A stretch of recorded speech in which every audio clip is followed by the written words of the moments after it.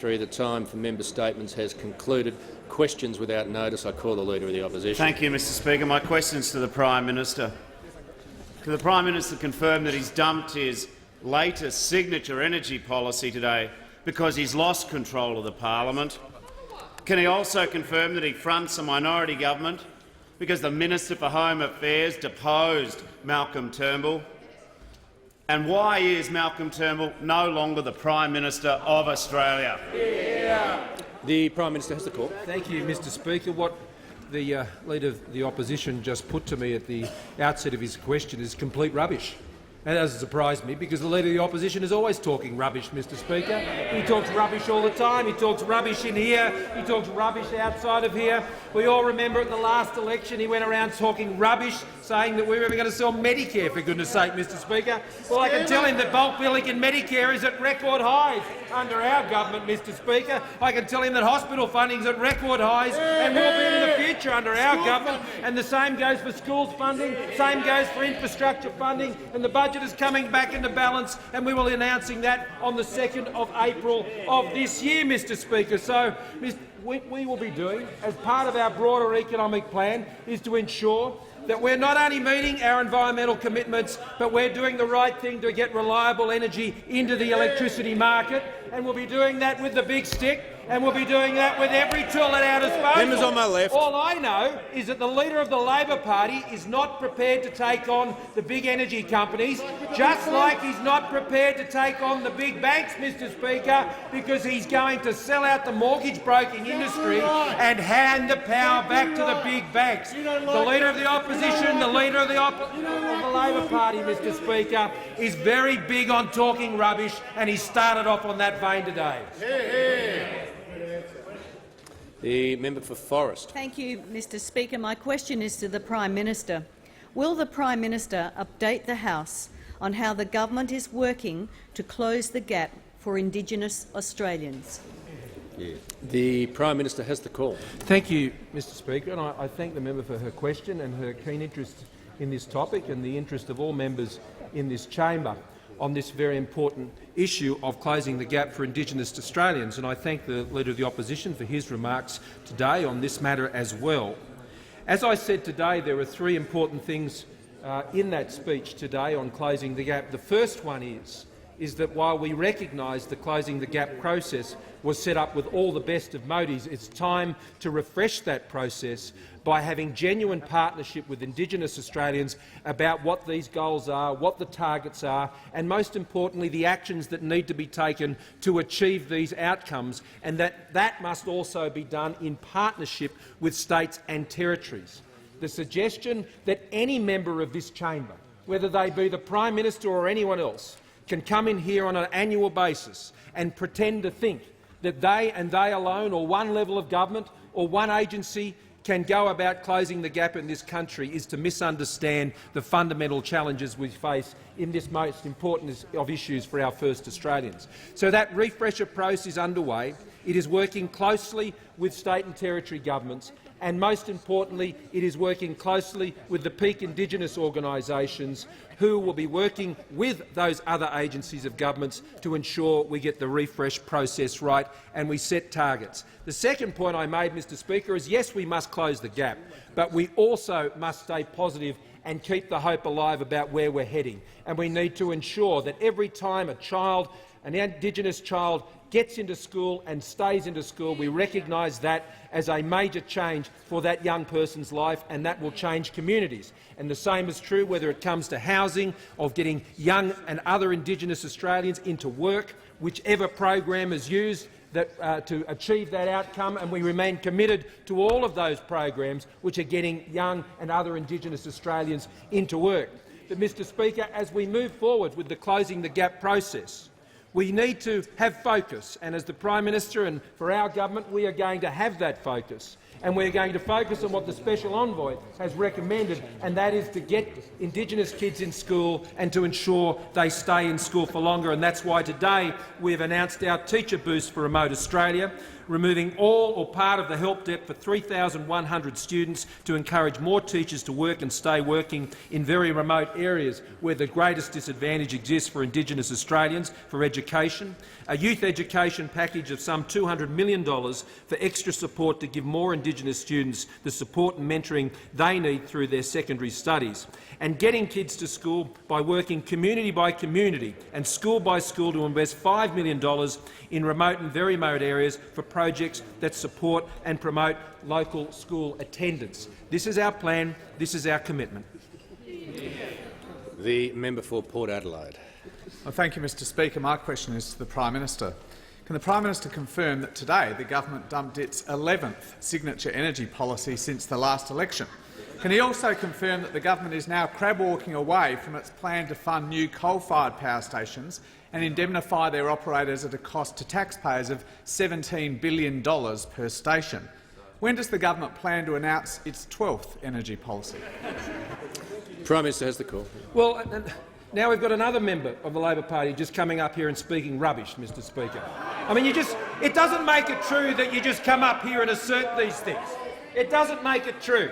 Mr Speaker, we remain committed to our policies that are designed to ensure there is reliable energy in the grid, to ensure that power prices can come down and that Australians can have the reliability that their lights stay on, Mr Speaker, something the member from South Australia I know would find hard to deal with, given the Labor government in the South Australian Parliament at the time ensured the lights went off because they were not focused on delivering reliable energy into the system, Mr Speaker. So our policies are designed to do that. We have now, working through the states, ensured that we have contracted, reliable energy going into the eastern states' electricity market as a result of the reliability guarantee that our government championed and we have put in place. So, Mr Speaker, we stand by our policies, whether it's taking on those big energy companies to ensure that they're doing the right thing by Australians. The Labor Party is happy to roll over to them, Mr Speaker. They roll over on lots of things in the Labor Party. They roll over on the energy companies. They roll over when it comes to banks, when they blow out of the water mortgage brokers, Mr Speaker.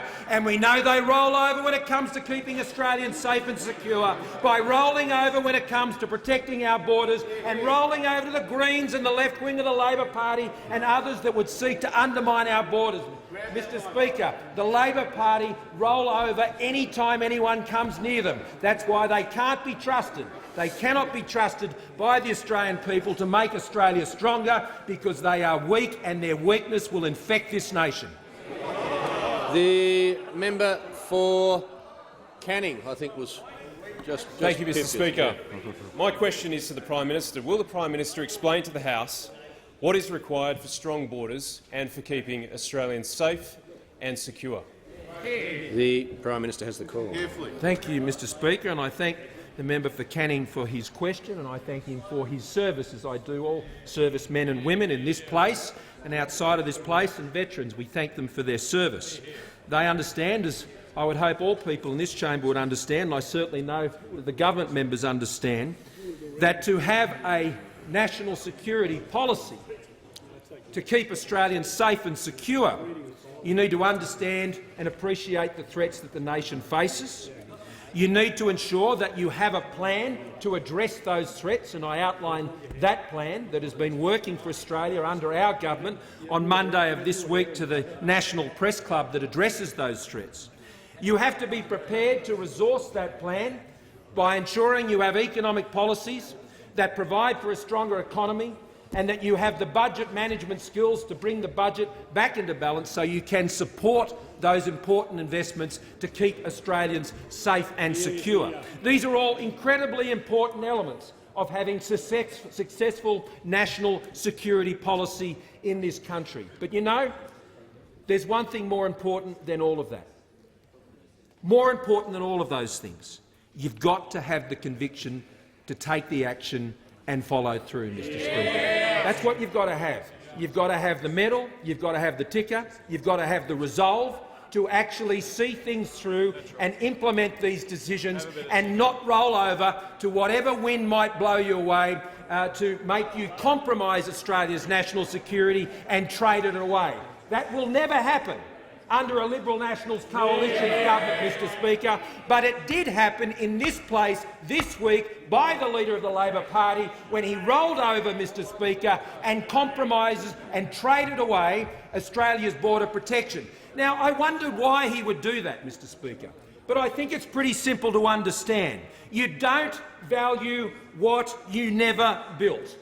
You trade away what you don't value.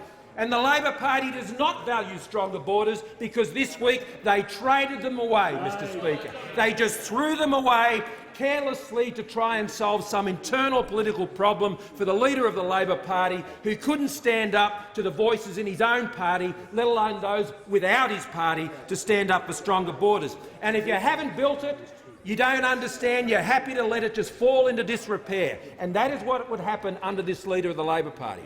He is a weak individual, Mr Speaker, when it comes to national security, always going for the lowest common denominator. Every time we have brought legislation into this place on national security legislation, he has always sought to drag it down to the lowest common denominator and then claim some form of bipartisanship. There is not a cigarettes papers difference between us. There is a phone book when it comes to national security. The Deputy Leader of the Opposition. Thank you, Mr Speaker. My question is to the Prime Minister.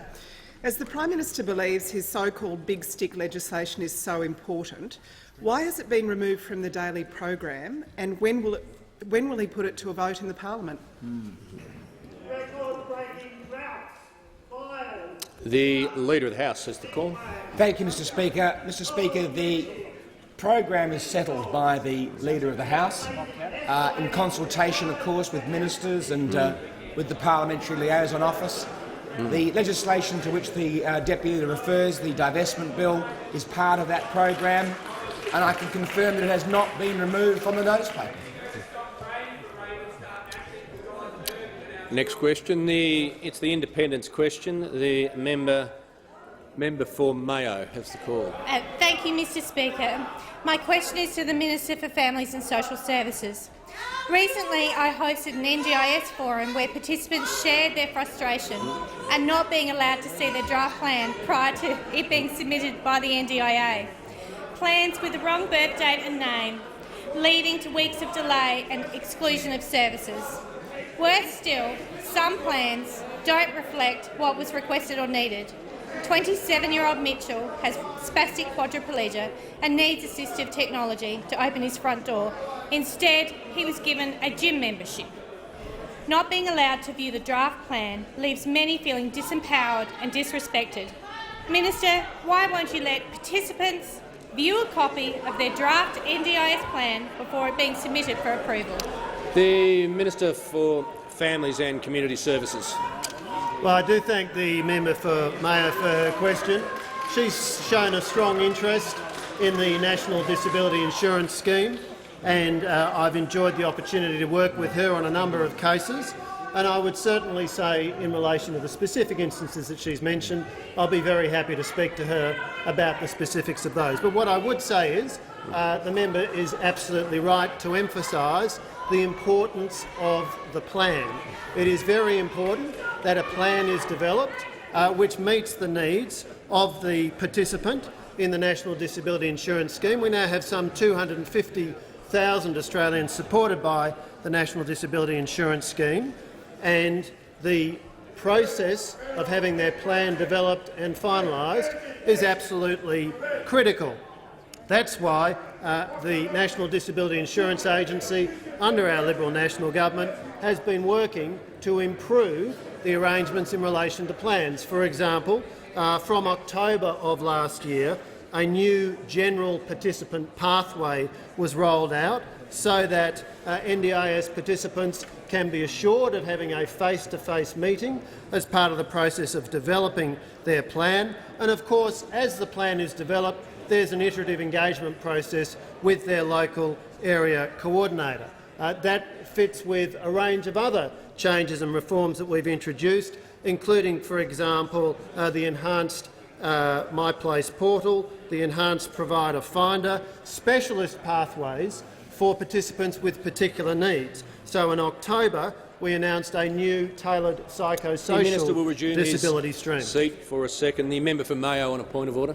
Thank you. On a question of relevance, Mr Speaker, my question is very specific. Why can't participants view a copy of their plan before going to the NDIA? Will resume her seat. As I've pointed out on numerous occasions, in a 45-second question there was more than just one question, and even if the member for Mayo, I'm trying to address your point of order. I don't really want to have a nodding contest with you, if that's okay. So I'll take a little bit of time now to do that. In a 45-second question, the member for Mayo might believe there is just one question, but all of the other material that's a non-question, strictly speaking, shouldn't be there. I allow it, just really for the smooth functioning of the House, to be honest. But you can't insist that the minister not refer to it. You simply can't. If you want to ask a single question, just ask it. The minister has the call. Thank you, Mr Speaker.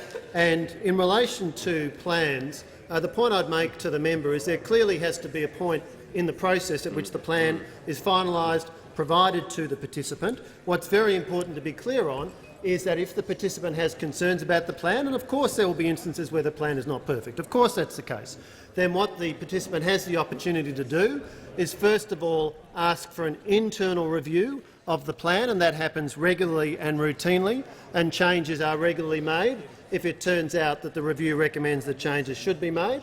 And of course then there's also the opportunity to go to the AAT to appeal to the AAT in terms of the contents of the plan, and of course that also regularly and routinely happens. So I do thank the member for her strong interest in the NDIS, now serving some 250,000 Australians. Of course, there are always improvements we can make, and we are working hard to make continuing improvements, improving the participant pathway, new specialised participant pathways where appropriate, and continuing to deliver a fundamental reform, now supporting some 250,000 Australians, transforming and improving lives. The member for Bonner. Thank you, Mr Speaker. My question is to the Minister for Home Affairs.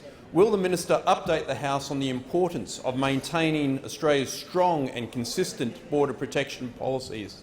Is the minister aware of any threats to the integrity of Australia's borders? The Minister for Home Affairs. Thank you very much, Mr Speaker. I thank the honourable member for Bonner for his question. And everybody on this side of the House understands that you need to get border protection right. We need to make sure that we don't see kids drown at sea or go into detention. And, Mr Speaker, this government has worked day and night to stop people arriving illegally by boat, and we've got the kids out of detention. We have closed 19 detention centres. And, Mr Speaker, we don't want to see a return to the desperate days that we saw when Kevin Rudd and Julia Gillard were in control of the Labor Party.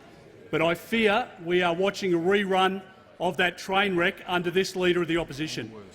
As people now understand the bill that was rushed through by the Leader of the Opposition and the Greens in this chamber and the Senate this week, Mr Speaker, as people start to look at the implications of that bill, people realise how dangerous that piece of legislation was.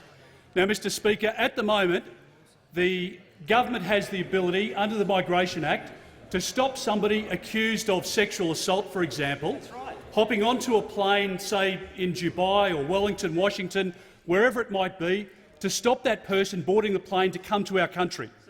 That is a reasonable prospect in any circumstance, and I believe in any reasonable person's mind, a power that should be vested in the government of the day, Mr Speaker. There's no doubt about that. Nobody could argue against it. But it derives, Mr Speaker, from section 501 of the Migration Act, and there are 12 parts to that act. The difficulty is that with Labor's approach, they have abandoned 11 of the 12 sections. So it means, Mr Speaker, somebody coming from Manus or Nauru, under the Leader of the Opposition's now law, that person could come to our country. Now, I don't believe, Mr Speaker, that the Australian public support that.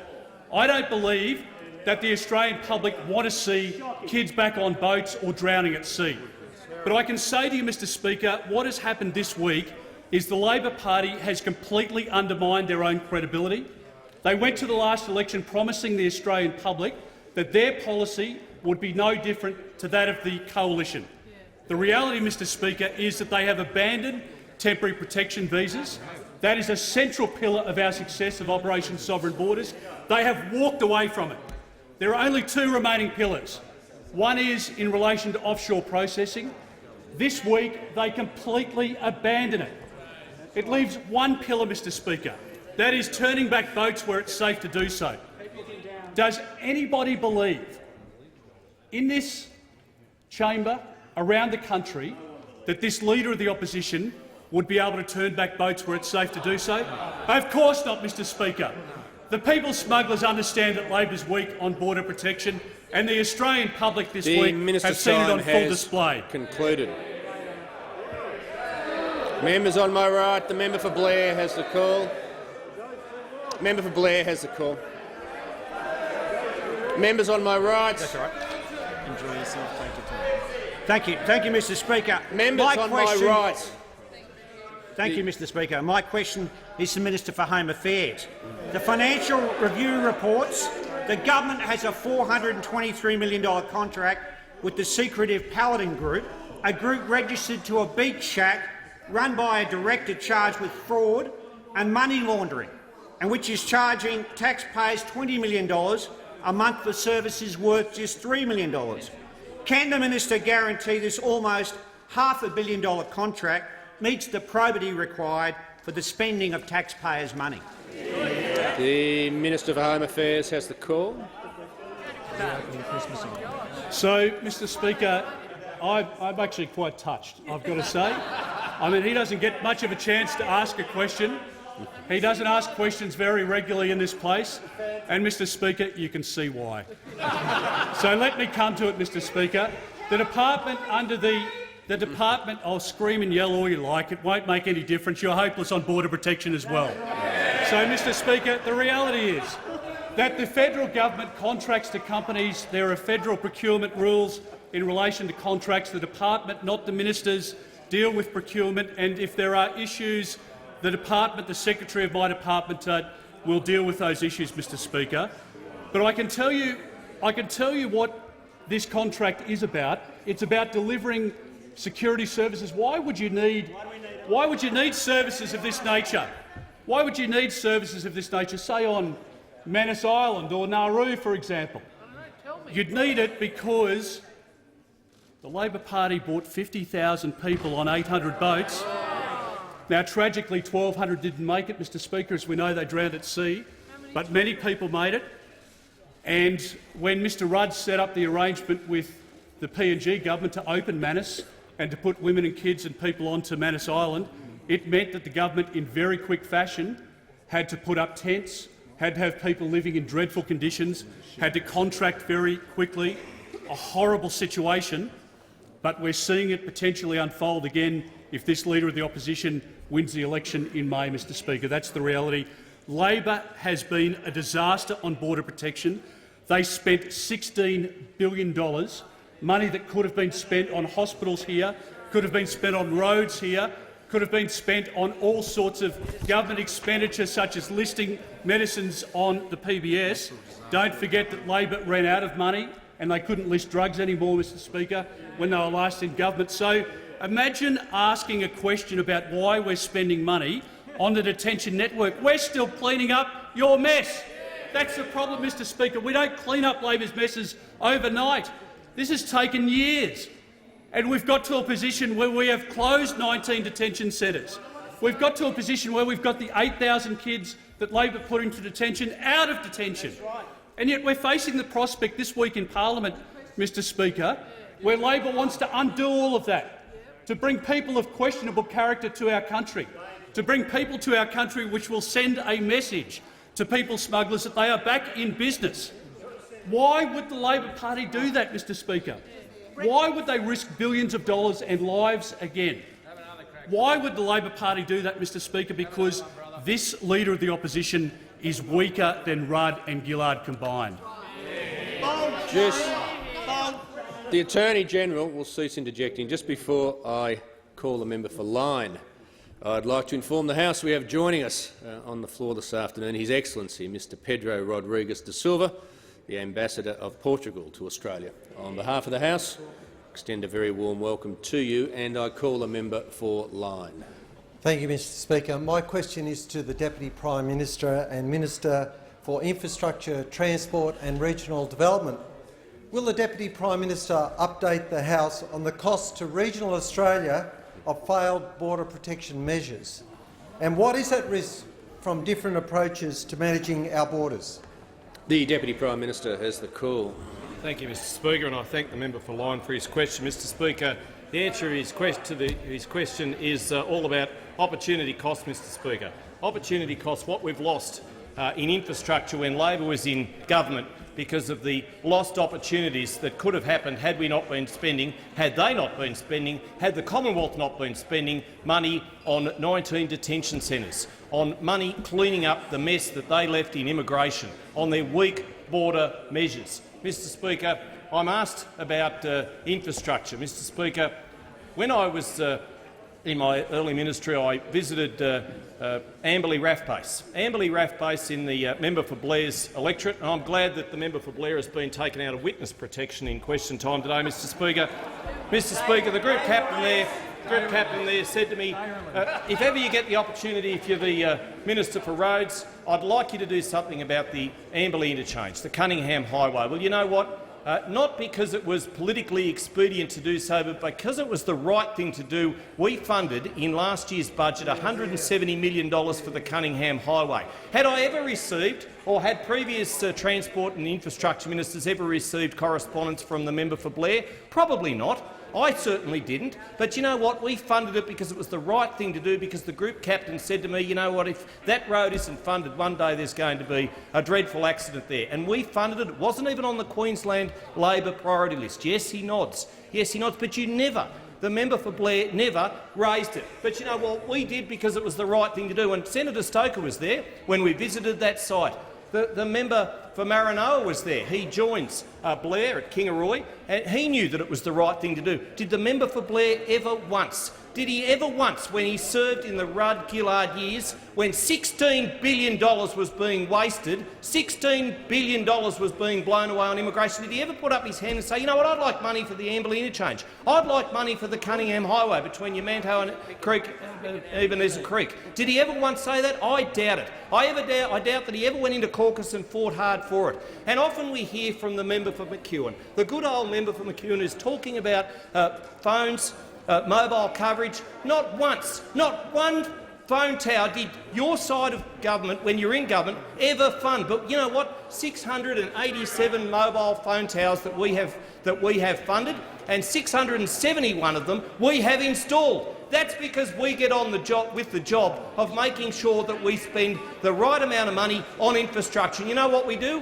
You know why we do it? Because we've got tight borders. Because of the Prime Minister when he was the Immigration Minister and the Home Affairs Minister now, because they have been tough on borders. They've made sure that we have tightened up our borders. That's what we do. We don't waste $16 billion on weak borders. The Deputy like Prime Minister's time has concluded.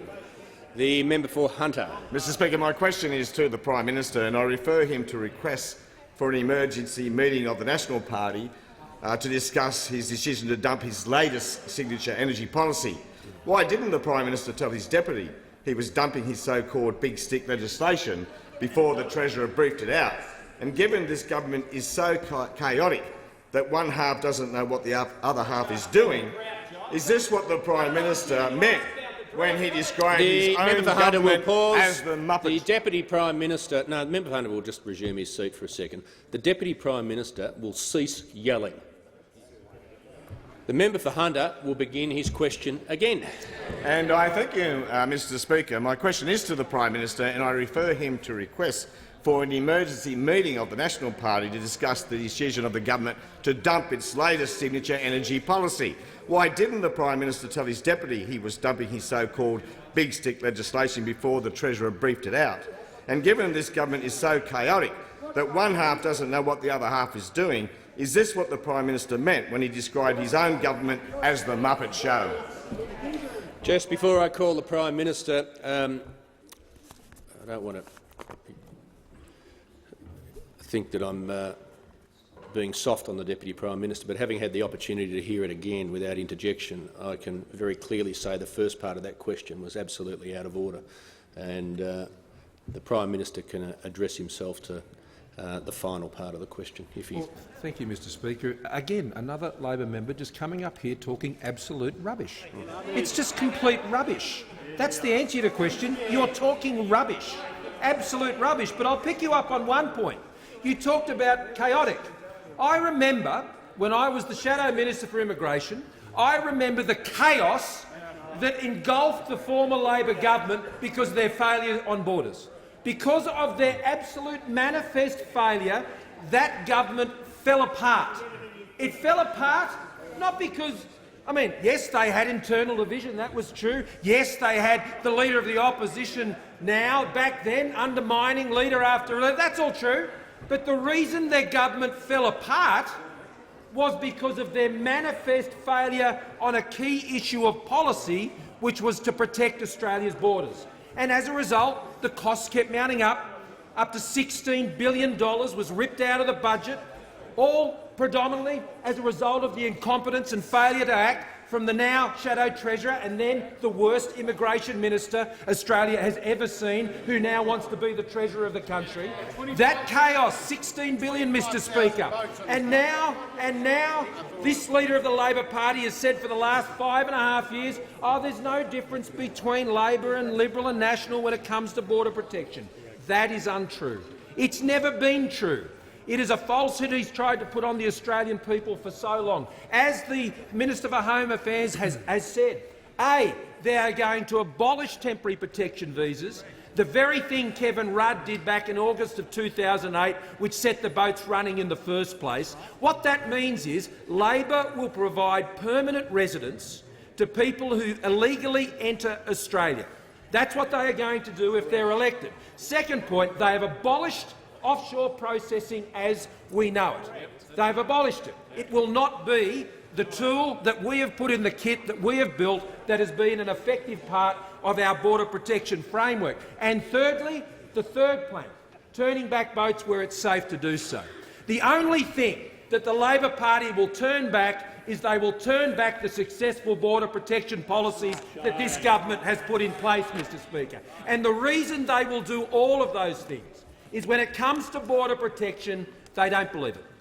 There is no steel in this Leader of the Opposition when it comes to border protection and national security, and that's why, under this Leader of the Labor Party, what we will see is the weakness that is inside him work its way out into the national security policies of this country, and that is why he is unfit to hold the office of Prime Minister.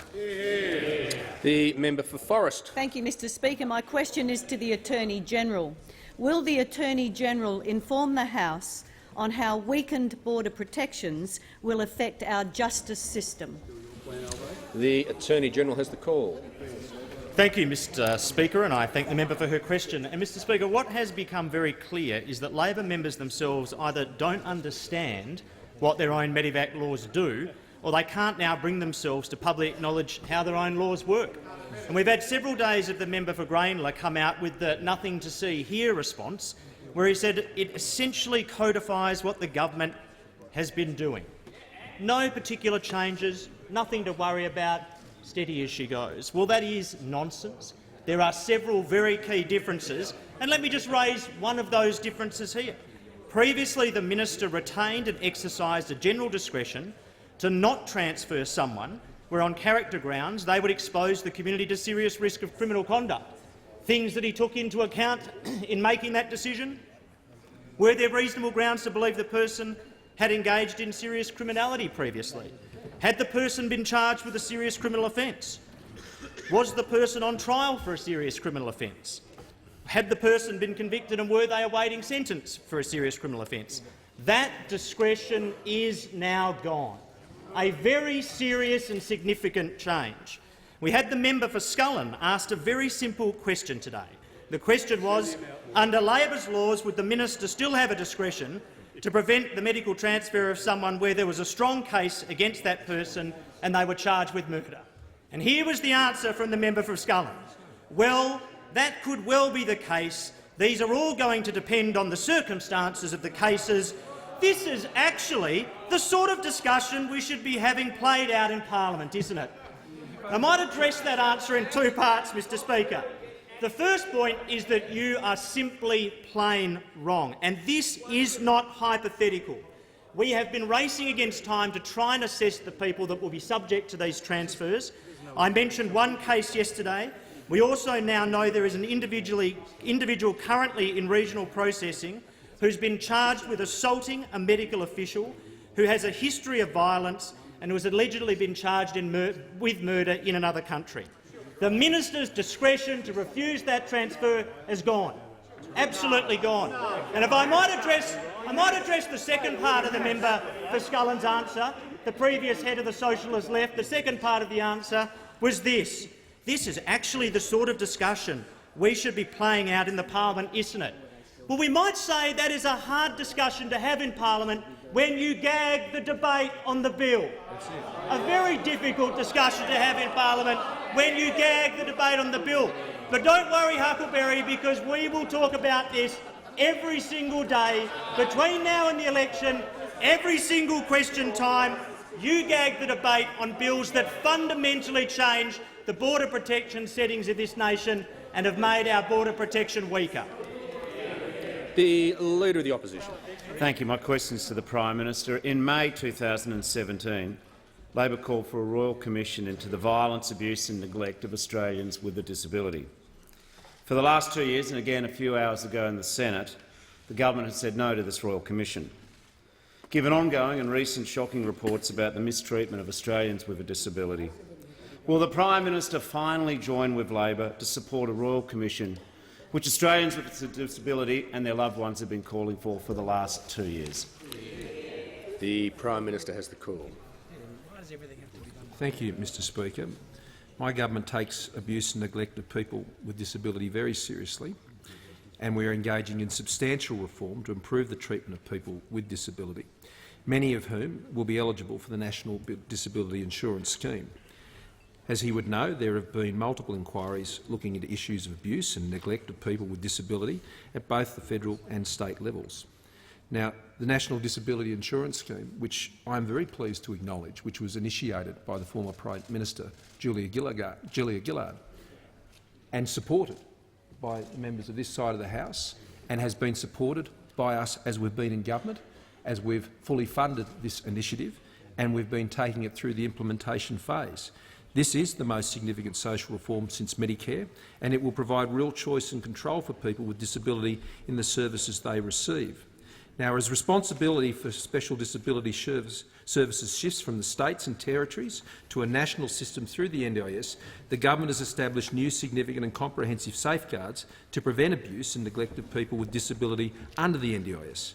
The government has committed $209 million to establish the NDIS Commission, which commenced operation on the 1st of July 2018 and continues to provide the National Disability Abuse and Neglect Hotline.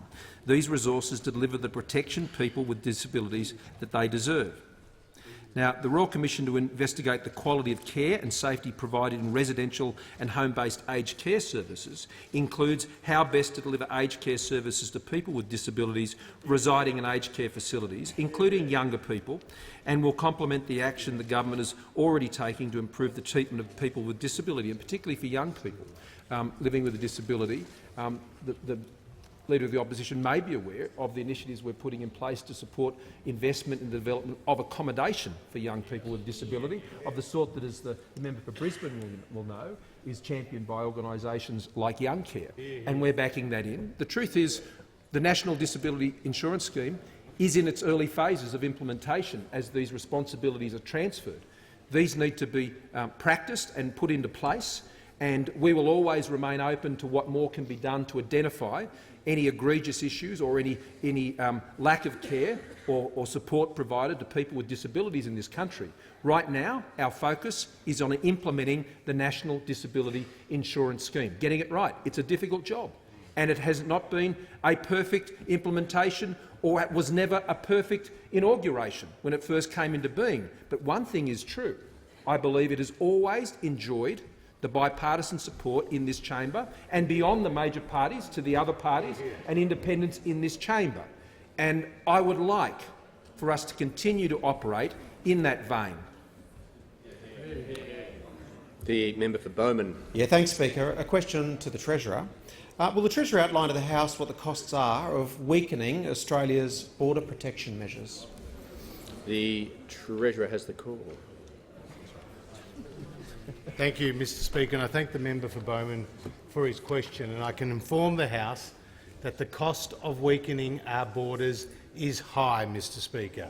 It is very high because the cost to the budget of reopening Christmas Island, of transferring the detainees from Nauru and Manus to the mainland, and the administrative costs of implementing these changes is $1.4 billion, Mr Speaker.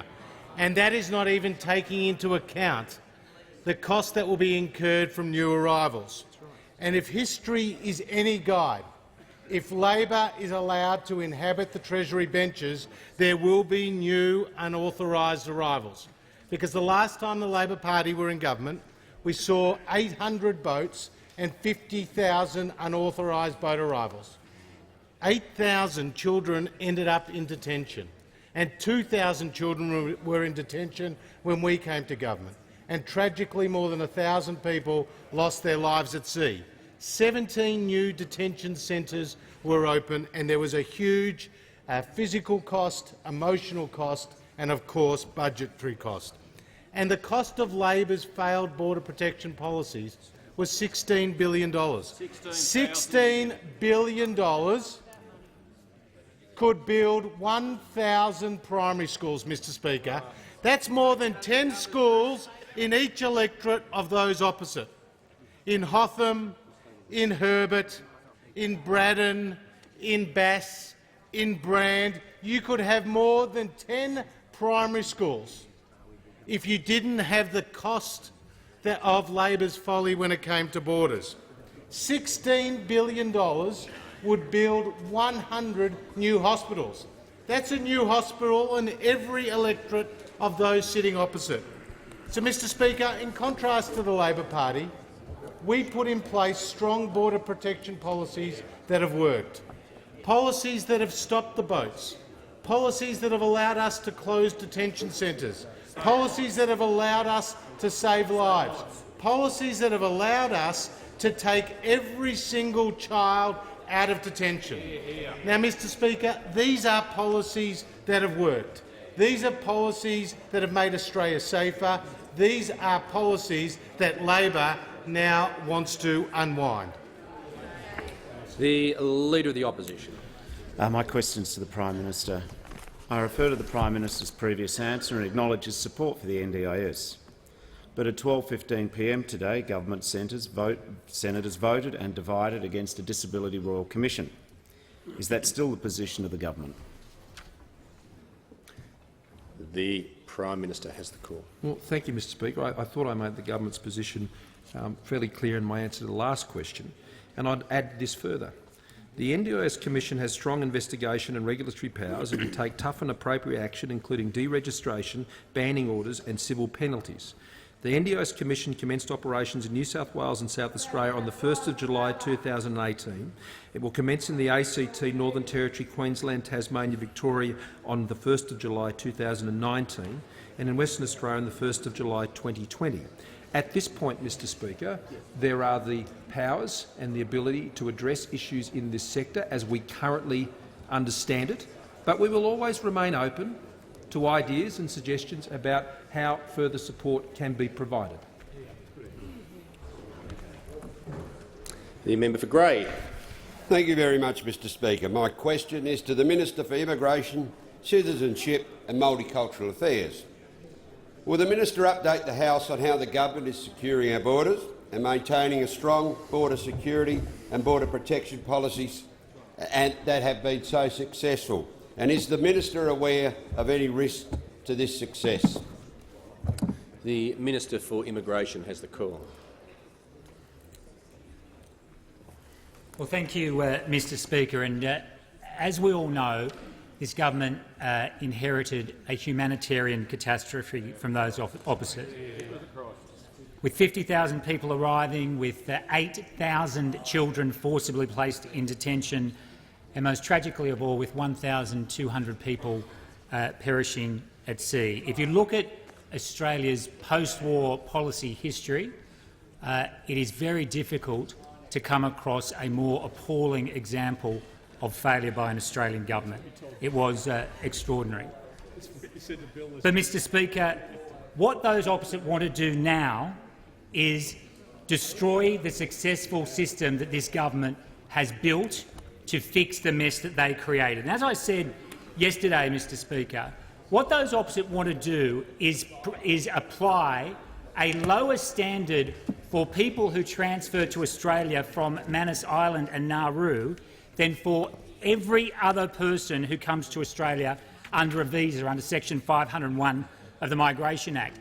Now, under Section 501(6)(c) of the Migration Act, Mr Speaker, this is an important point, a visa can be refused if having regard to either or both of the following: the person's past and present criminal conduct, or the person's past and present general conduct, this person is not of good character.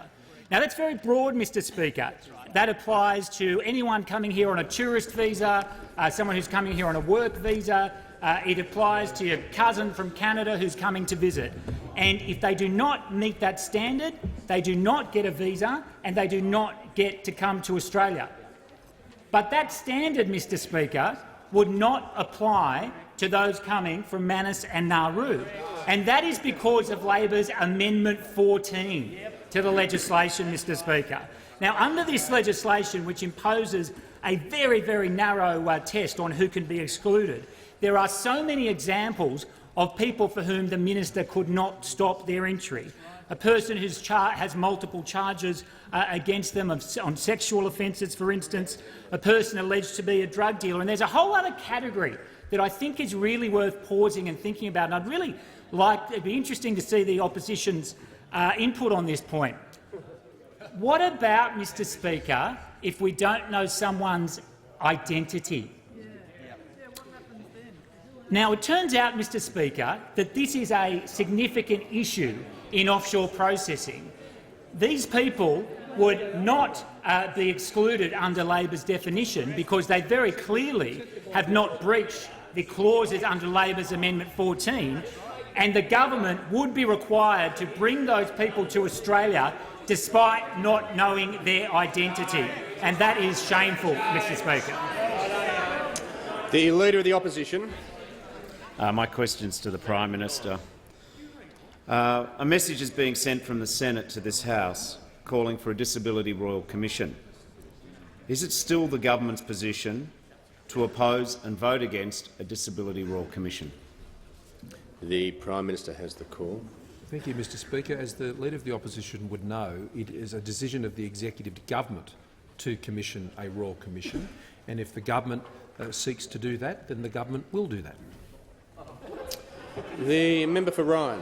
Thank you, Mr Speaker. My question is to the Minister for Jobs and Industrial Relations and the Minister for Women.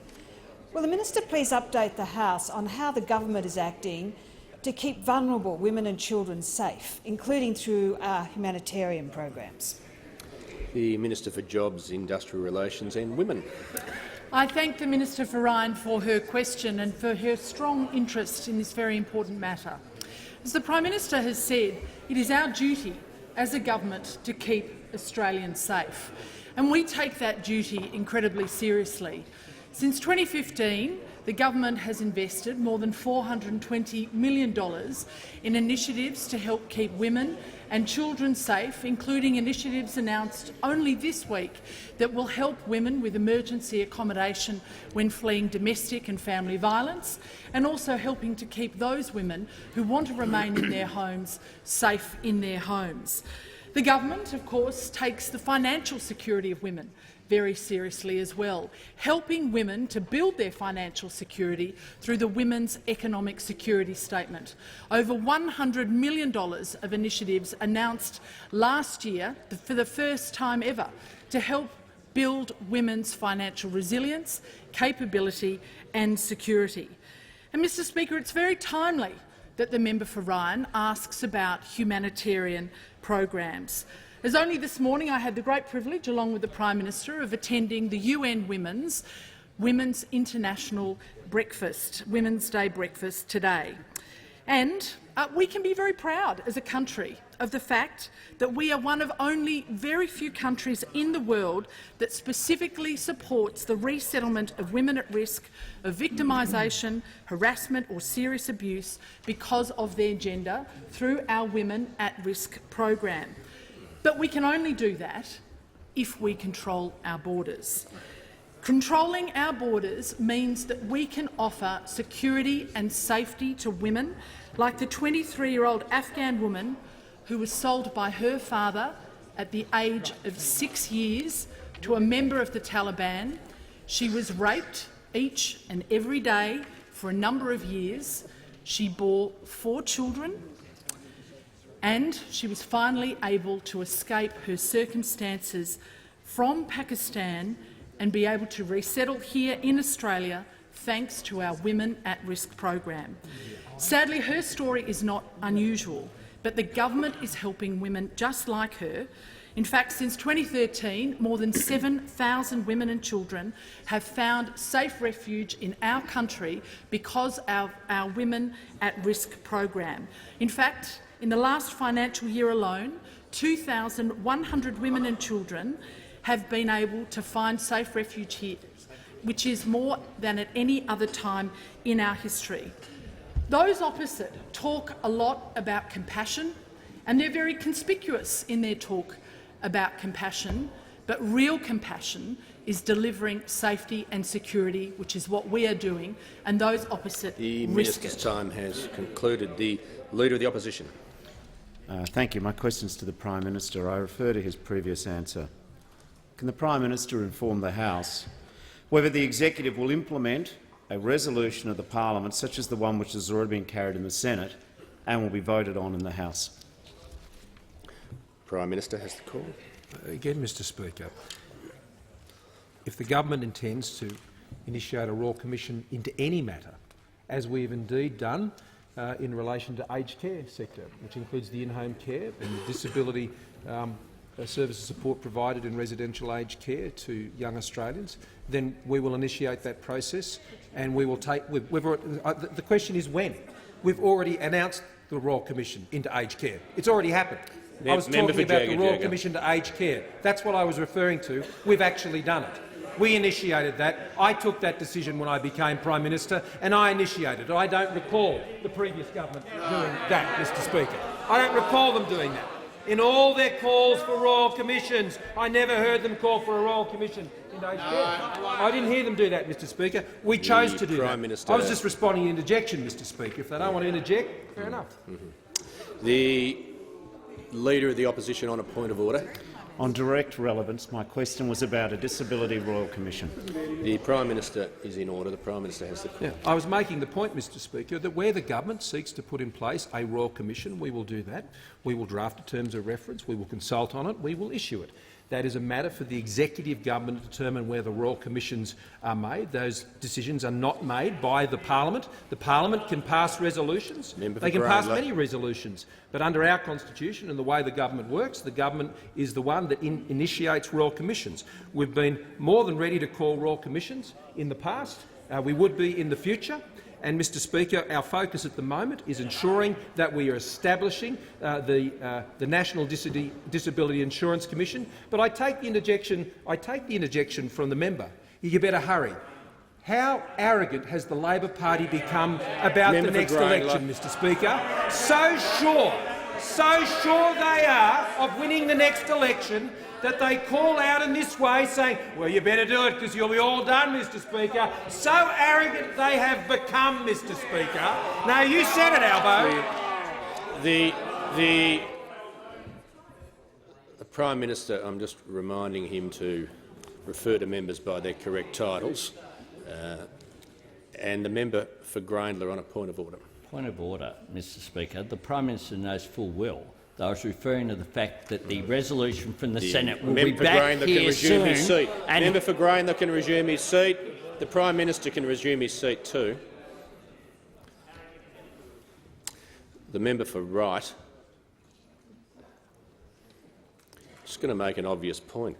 If people are worried about their interjections being misinterpreted, that is quite ironical.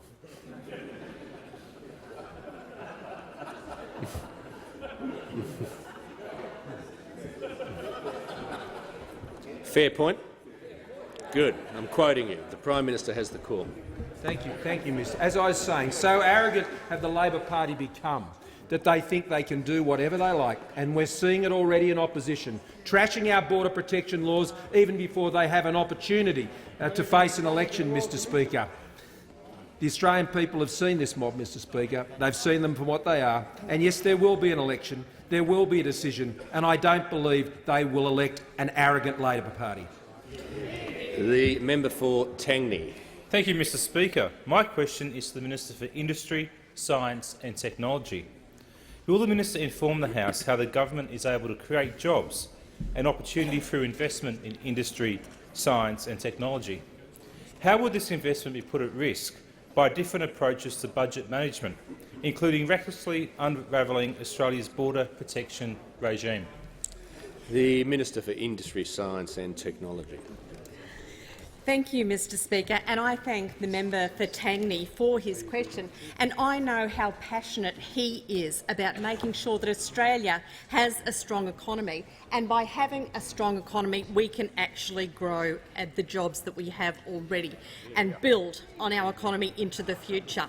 We are absolutely committed on this side of the House to growing jobs in industry, science and technology. And we understand that in order to do that, we must have a strong economy. We know that without a strong economy, families and businesses will suffer. And when they suffer, that has a direct impact on jobs. Now, we are committed on this side of the House to manufacturing. And there's some interesting statistics that I'd actually like to share, Mr. Speaker, at this point. When Labor was last in government, 1 in 8 manufacturing jobs disappeared. In the last 12 months alone, the Liberal National Government has created more than 74,000 new manufacturing jobs. And we are able to do that for a number of reasons, including that we have worked hard and we have built a strong economy.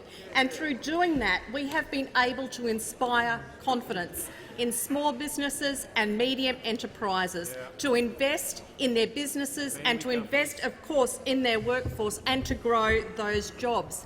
Now, we do know, Mr. Speaker, that under Labor there was a multi-billion-dollar blowout when they had a weak border protection policy. Now, what could those billions of dollars have been spent on? Clearly, they would have made a significant impact in industry, science and technology. But let me just concentrate on science to begin with.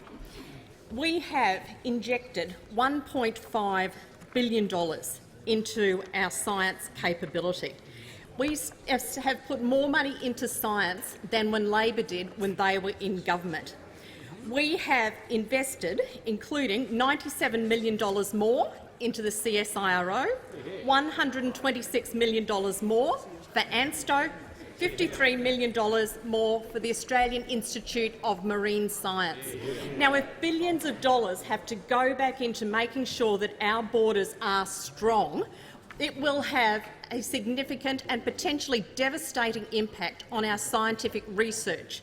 I don't want to see that happen, and I'm absolutely committed to making sure that we continue to grow our science, our technology and our manufacturing industries in this country, to make sure that we have the jobs for the future. Mr. Speaker, one thing is absolutely clear, and that is that the Liberal National Government stops the boats. Labor stops the jobs. The Leader of the Opposition. My question is to the Prime Minister.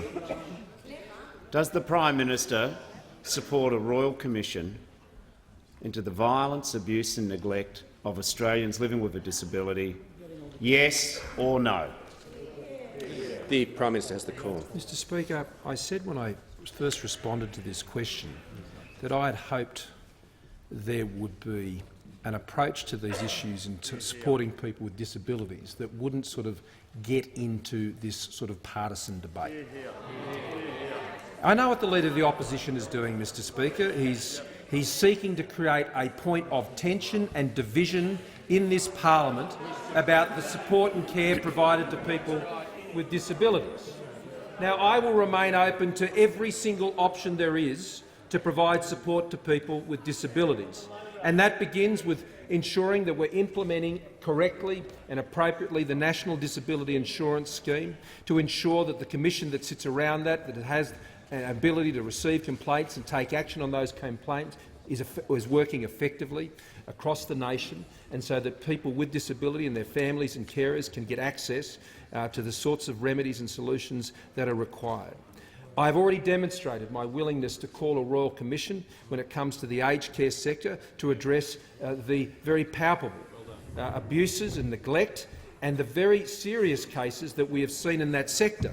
Most seriously, the Oakden scandal that occurred in South Australia into a government-run aged care facility by the Labor Party, Mr Speaker. A Labor government presided over the Oakden scandal, and, Mr Speaker, the manifest failures more broadly in the aged care system I would like to see addressed through this Aged Care Royal Commission. Now, Mr Speaker, I do not wish to draw this note of partisanship into this debate.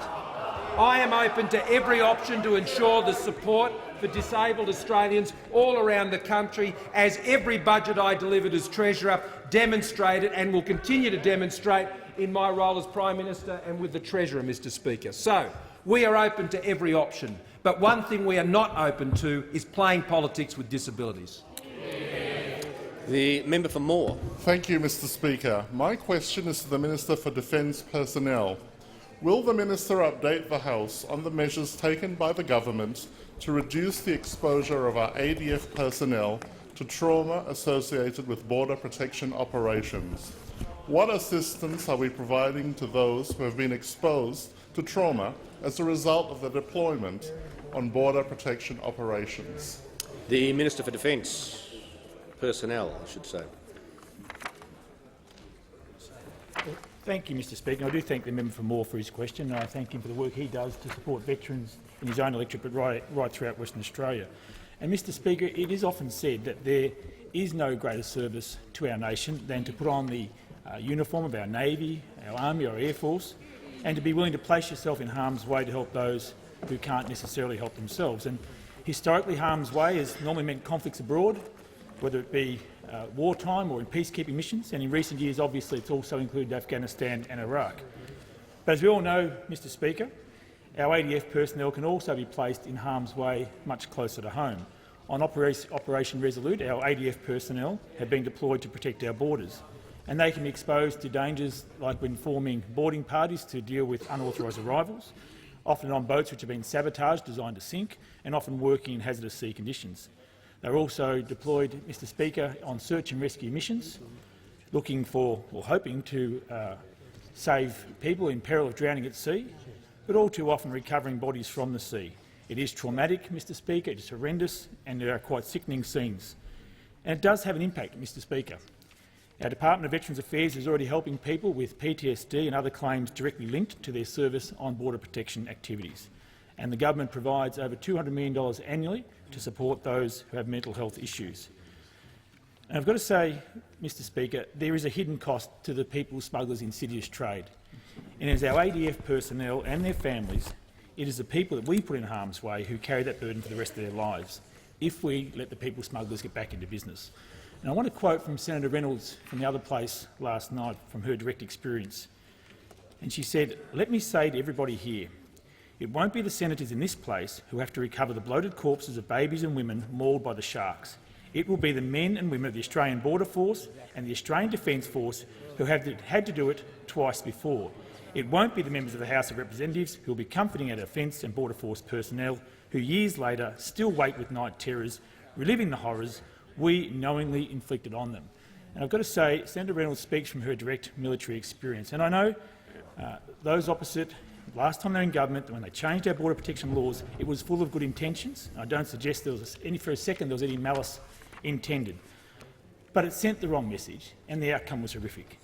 50,000 people arriving on 800 boats, with 1,200 people tragically dying at sea.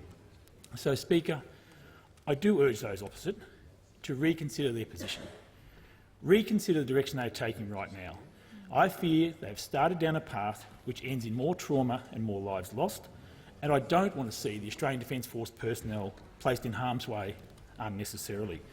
And again, Mr Speaker, I'd like to take the opportunity to advise both our current and our former serving men and women of the services available through the Open Arms Counselling Service 24 hours a day, 7 days a week on 1800 011 046.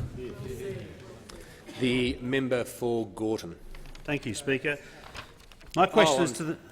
No, I've already called the member for Gorton. My question, thank you, Speaker. My question is to the Minister for Human Services and refers to previous answers he has given in his current portfolio concerning the raids on the AW when TV cameras turned up before the police. How can the minister possibly stand by the answers he has given in this House when, according to sworn evidence, it was his office that ensured that TV cameras turned up to the raids before the police? The Minister for Human Services.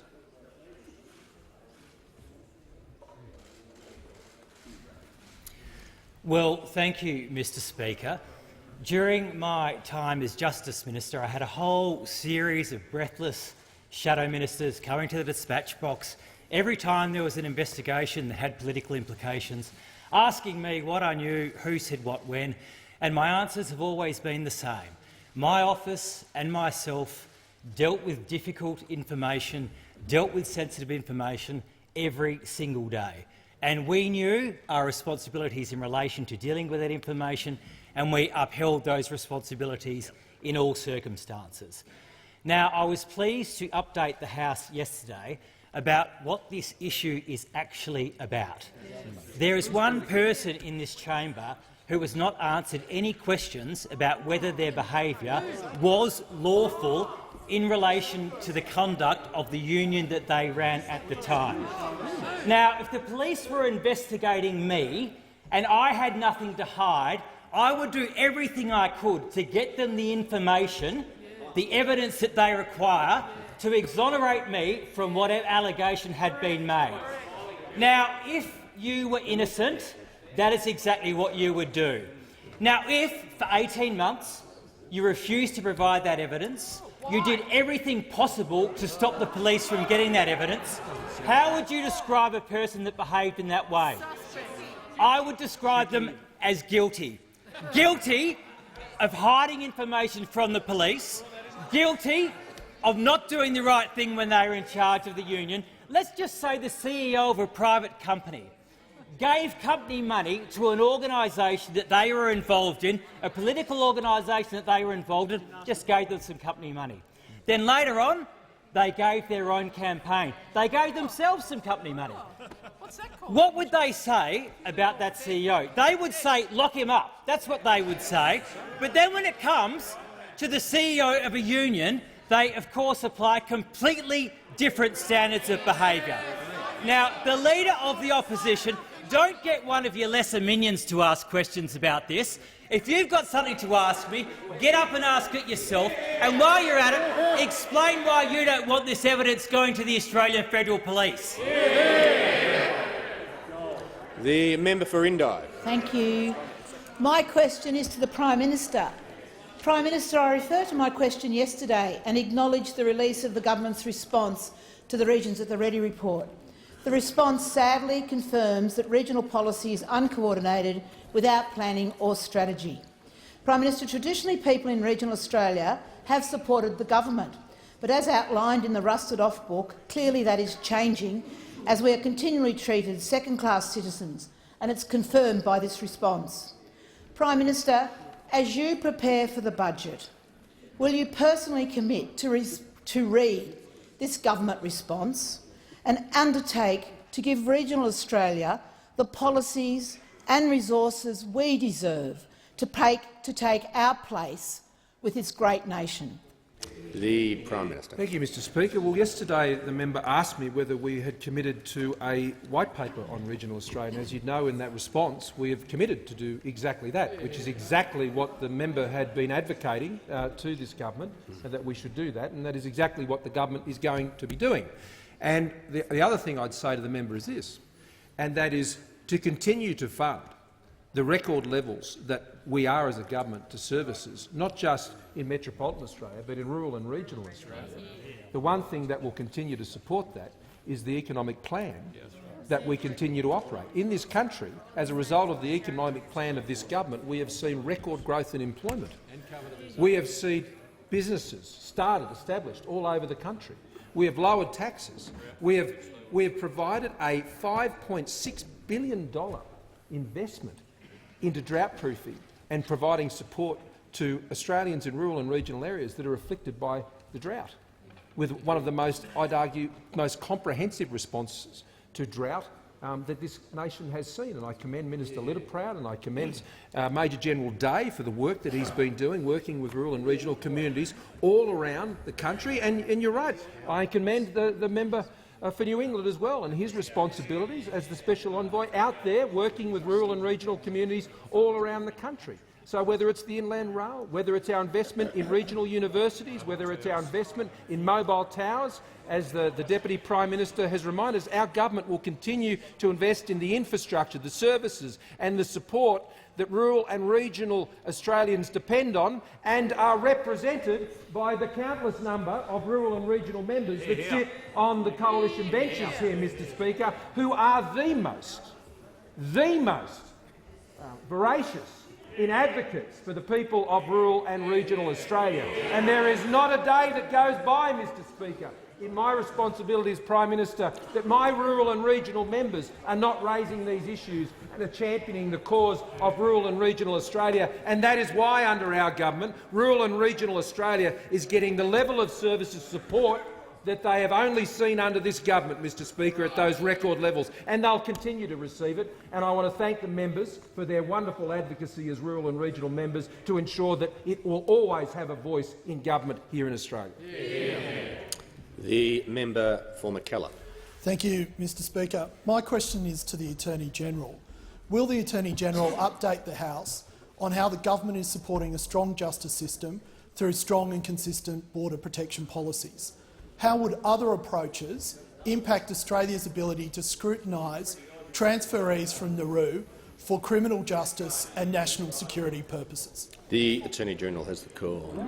Thank you, Mr Speaker, and I thank the member for his question. And, Mr Speaker, yesterday we noted reporting of a person on Manus Island who is charged with 4 counts of sexual penetration of a minor against the PNG Summary Offences and Crimes Against Children Act. And today we've informed the House of an individual currently in regional processing who has been charged with assaulting a medical officer who has a history of violence and who is also alleged to have been charged with murder in another country. We have informed the House that the Labor changes, the Labor laws, now mean that the minister has no discretion to refuse the transfer of individuals such as those 2 that we've mentioned.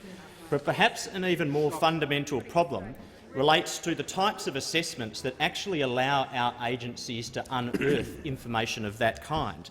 Whether it is trying to find whether someone has behaved in a previously unlawful way or whether or not they may be a security risk, that is a resource-intensive process that takes an enormous amount of time. And another very fundamental difference that has now emerged because of the Labor laws rammed through this parliament on Tuesday night is that previously the Minister and the Department of Home Affairs controlled the timing of medical transfers. Home Affairs now faces the task of assessing up to 1,000 cases of people in a time frame that is effectively determined by a very small group of doctors. And we reasonably believe that we will be forced with a flood of about 300 immediate Labor transfer cases. Now, assessing someone, as the Minister for Immigration has noted, of uncertain origin as to whether or not they have engaged in criminality or whether or not they pose a security risk to the Australian people is a difficult, resource-intensive and process that takes time. And a case in the High Court yesterday demonstrated this very clearly, the case of M47. It was about an individual who arrived in Australia in 2010. They had been an unlawful non-citizen since then. They variously claim to be a citizen of West Sahara, Algeria, Spanish Canary Islands and to be stateless. That person used various false passports indicating citizenship of Gaza, Israel, Iraq. 9 years later, we still do not know the country of origin of that person. We still don't know that after 9 years' worth of investigation. And this House needs to understand, as the Australian people need to understand, how long it is that Labor's laws now give ASIO to assess those 300, those 1,000 cases, as to whether or not they might present a security risk to the Australian people, and how long is that time frame? 72 hours.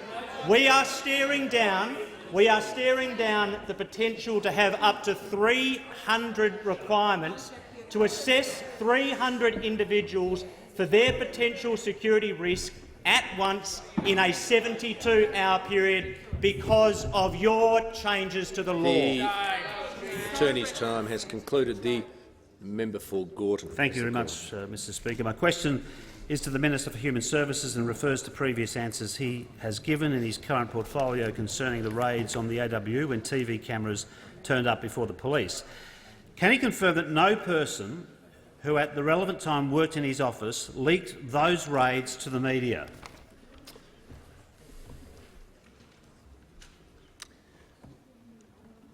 I'm just pondering whether that question's in order. Yeah, no, I don't believe it is, actually. No, I don't believe it is. So it goes to— I'm happy to hear from the Manager of Opposition Business. Yeah. Mr Speaker, to the point of order. Yep. Mr Speaker, the question refers to previous answers. Yep. In those previous answers, the minister has referred to the raids, has referred to the issue of media being alerted, and has referred to the work of his own office. They are the elements of the question. Yeah, no, that's a fair point. I'm going to allow it. Well, I'll hear from the leader of the House, and if he's got something ultra compelling, I'll. Well, I think it's compelling, Mr. Speaker. Mr. Speaker, There's never any doubt about this. The minister can be asked. The minister could, for example, be asked a question about whether he's made inquiries of his staff about whether they have done a particular action. Well, I don't think so. That's not what the question is. But he can't actually answer what has been done by somebody else that's not within his knowledge. Let me just hear the question again. Is it okay? Yeah. From the beginning, speak? From the beginning, or just the last Well, part? don't do it backwards. Best place to start. Happy to do it forwards, but I'm happy to do the last question, which is no. Just I think I'll hear the whole lot. Okay, no problem. My question. It's okay. Thanks, Speaker. My question is to the Minister for Human Services and refers to previous answers he has given in his current portfolio concerning the raids on the AWU when TV cameras turned up before the police. Can he confirm that no person who at the relevant time worked in his office leaked those raids to the media? Yeah, I thank the member for Gorton. Look, I am going to allow the question. I do take the point that Leader of the House has made, but the point is the minister can address it in any way he wants, and I think the link to previous answers means it is in order. So I am going to allow it after all. The minister.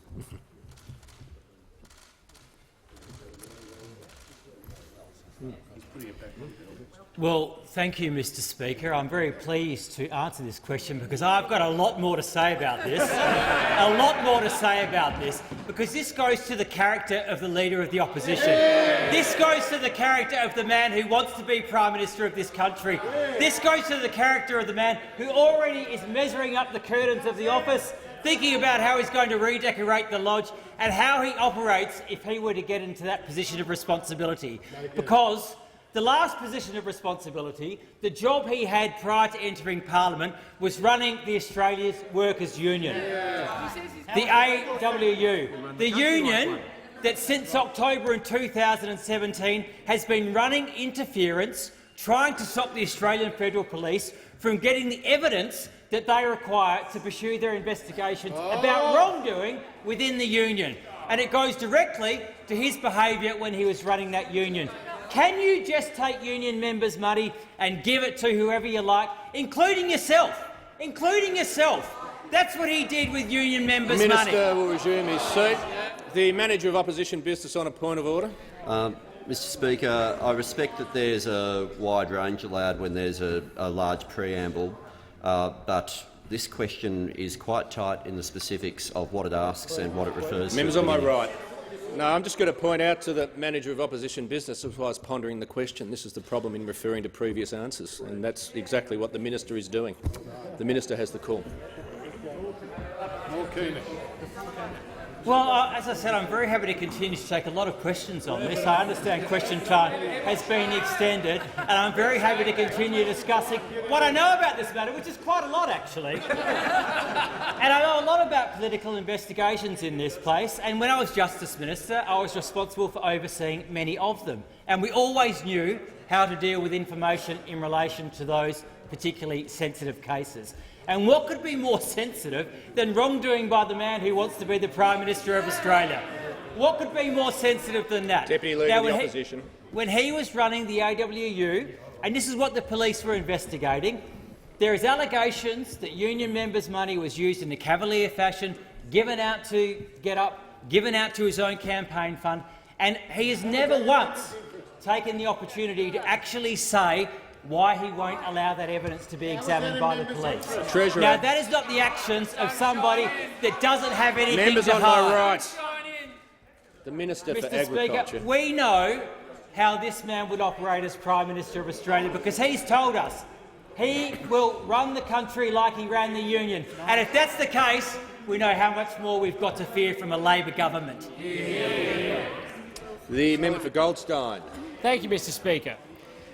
My question is to the Minister for Health.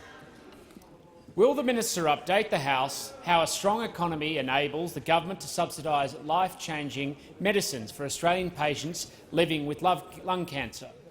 Is the Minister aware of any different approaches that resulted in patients being delayed access to medicines recommended by the experts? The Minister for Health. Thank you very much, Mr Speaker, and I want to thank the member for Goldstein, who's been a great advocate for Griefline in his electorate, a great advocate for the listing of new medicines, and has also been a great advocate, though, for action which will help deliver a strong economy. He knows his economic history, and I think he would know the history of the PBS and some of the things that have happened in recent years. But interestingly, yesterday I realised that there are some who don't know that history. I read a transcript from the member for Ballarat, who was asked a question at the press club about whether or not they would list medicines recommended by the PBAC if Labor were ever in government again. She said, look, it's been frankly terrific to see that the government, our government that is, has been listing medicines. And then she went on to say, in the same way that Labor did in government, and then went on to guarantee that they would list the medicines as we did in government. That was a bit of a surprise to me because I had to dig out the 2011 budget statement, and it was a statement authorised by the Assistant Treasurer, amongst others. And the Assistant Treasurer is now the Leader of the Opposition. And that statement said, due to fiscal circumstances, the listing of some medicines would be deferred until fiscal circumstances permit. As the Consumer Health Forum and 59 other organisations said at the time, affordable medicines and vaccines that save and prolong lives are being denied to some of the most vulnerable, chronically ill Australians by a short-sighted decision by the government to disregard the recommendations of the PBAC. That is what they did when they were in government. Fortunately, fiscal circumstances are strong under this government, and they will always be strong. That's why, when the PBAC recommended the listing of Tagrisso in mid-December, we were able to announce a month later that that medicine would be listed as of the 1st of February. And Tagrisso is a wonderful medicine. It's a new medicine which treats lung cancer for those with a genetic condition that causes it, people who have never smoked in the overwhelming majority of cases. And what that means is that, as the Prime Minister and the member for Deakin and myself were able to say on the day when we met with Bruno, who has been through the clinical trials on this and who has his life back and is able to be a dad because of this medicine. It means that 400 other patients in a $69 million listing will save up to $90,000 per year through this new medicine that is on the PBAC. And that means they have a shot at life, and that means they have a shot at being their full selves. And under us, if the PBAC lists it, we will always list the new medicines, and we'll do that because we have a strong economy. The member for Ballarat. My question is to the Prime Minister. According to this list provided by the Department of Health this week, there are at least 52 medicines that have been recommended by the independent experts for listing on the PBS, but not listed by this government. This includes drugs for cancer, Parkinson's disease and a range of other life-threatening conditions. How can this government boast about the PBS while it's delaying access to life-saving drugs? The Minister for Health. Tell us 1900. Thank you very much, Mr Speaker. And nothing good could give me more pleasure than to answer this question, because of all the things that this government has done in its time which represent the delivery of a strong economy and the translation of that into essential services, it has been the listing of new medicines for cystic fibrosis, new medicines for spinal muscular atrophy, new medicines for lung cancer, for skin cancer, for so many other different conditions. And in particular, I want to compare that with some of the things that the previous government did. They denied the listing and they deferred the listing for Symbicort for the treatment of severe asthma and chronic obstructive pulmonary disease, for Fragmin for the formation of blood clots and to treat deep vein thrombosis, and endometriosis and in vitro fertilisation medicines. And as they said at the time, due to fiscal circumstances, the listing of some medicines would be deferred until fiscal circumstances permit. And that was when the Leader of the Opposition was the Assistant Treasurer. And not once has he ever explained why they made that decision. Not once has he ever stood and rose and talked to the public as to why he believed it was fair, why he believed it was reasonable to make those deferrals. Now, let me deal with some of the things that the member for Ballarat has asserted, because I've done a little bit of analysis and a little bit of an assessment. And you know what? We've looked at the sorts of things that they've talked about, and when they stopped listing medicines, there was an average of 14.1 months of delay. In the cases that they have defined on previous things that we've assessed, the highest average was about 8 months, and what we have done is be able to bring it forward to under 3 months for Kisqali, for Spinraza, for Kalydeco, for Orkambi and Tagrisso at a month in listings. So what we have done is bring these forward, and we have seen an interesting example. There was an interesting example that the member cited, because the last time she actually went to talk about a specific drug was when she referred to a decision of the PBAC in relation to a PBAC recommendation with regards to a vaccine. I had a look at that, and you know what? It turned out it was a proposal for pneumococcal vaccine. What she didn't understand, because I can only think that it was understanding, not willful misleading, is that it then had to go back to the regulators after a 2-year assessment process. And so when pneumococcal is finally approved by the PBAC, we will list it. But it hasn't been approved, and therefore, when it is finally approved, we'll list it as we do with everything, as opposed to this side, which made shameful decisions to defer the listing of new medicines. The member for Ballarat seeking to table the document. I am seeking to table the list of 52 medicines that this government has failed to list, including some that have not been listed for well over 18 months. The member for Ballarat just seeks leave. Is leave granted? Leave is not granted. The member for Robertson. Here. Thank you, Mr Speaker, and my question is to the Minister for Defence Industry. Will the minister update the House how a strong economy allows the government to invest in Australia's defence industry and how this keeps Australians safe and secure? The Minister for Defence Industry. Thank you very much, Mr Speaker. Mr Speaker, On Monday of this week, I had the pleasure of joining with the Prime Minister and the Minister for Defence as we commissioned the construction of 12 new submarines for our nation. An investment in new capability for our country, an investment in thousands of jobs, Australian jobs using Australian steel and being built in this country. That's what you can do when you have the budget under control and you can invest in making sure that our nation's borders are strong and that our nation is secure. And to go to the member for Robertson's question, because I know she's passionate about border protection and the security of our nation, like all of us on this side, all of us invested in making the hard decisions to restore the budget and make sure we can keep our nation secure. But it stands in very stark contrast to the Australian Labor Party, because not only was 1989 the last year that the Australian Labor Party ran a budget surplus, but incidentally 1989 was the last time that the Australian Labor Party commissioned a new build of a vessel when it came to our defence industry. In fact, last time Labor was in power, for the 6 years that they were in control of this nation's security, they did not commission a single vessel. They ran budget deficits and they were not able to invest in Aussie jobs or make sure that our nation was secure. And the reason was, Mr Speaker, the reason was because their priorities were all at sea. And their priorities were all at sea because we saw a complete blowout in the protection of our borders. We saw more than 50,000 illegal arrivals to our country, sadly more than 1,200 fatalities.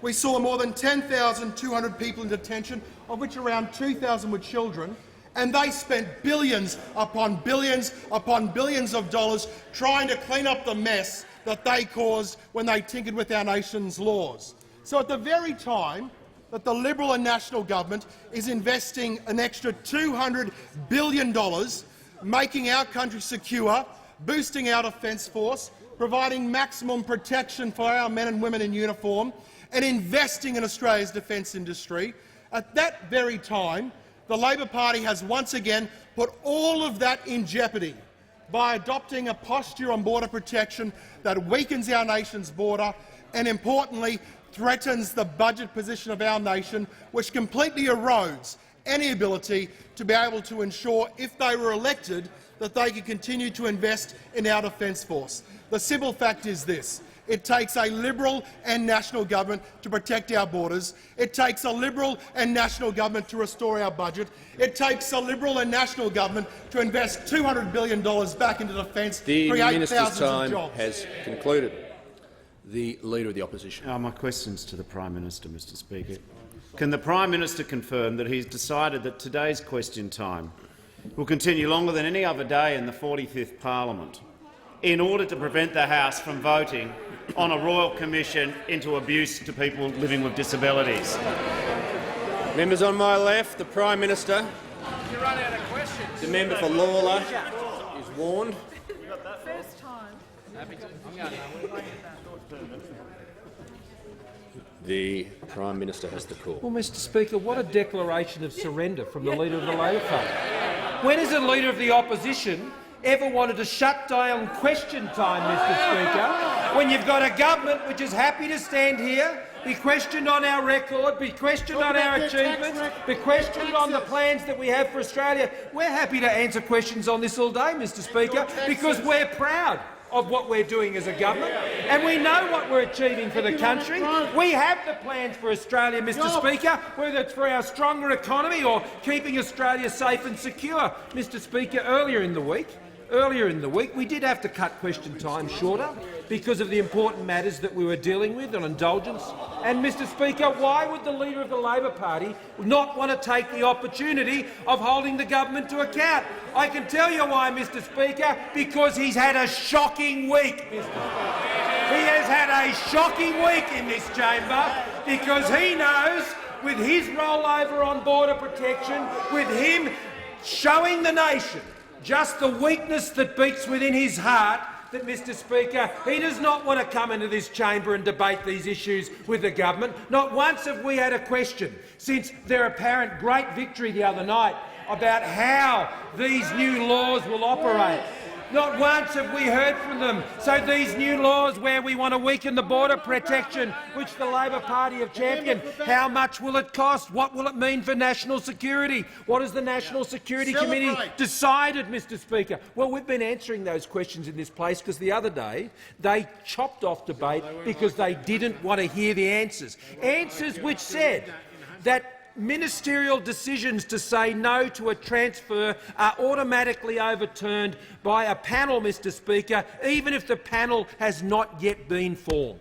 And we had the ludicrous nature the other day as the Leader of the Opposition sought to absolve himself of responsibility with absurd amendments to a bill which says now this panel of doctors has to be a panel of volunteer doctors, Mr Speaker. What's next? The National Security Committee is going to be made up by a panel of voluntary dentists, Mr Speaker, or any other medical professional, because the Labor Party aren't prepared to take national security seriously in this place. I began this week at the National Press Club setting out our plans to keep Australians safe and secure. If the Labor Party don't have any questions about it, Mr Speaker, well, that just shows how hollow and vacuous and weak they are when it comes to national security. Yeah. The member for Petrie.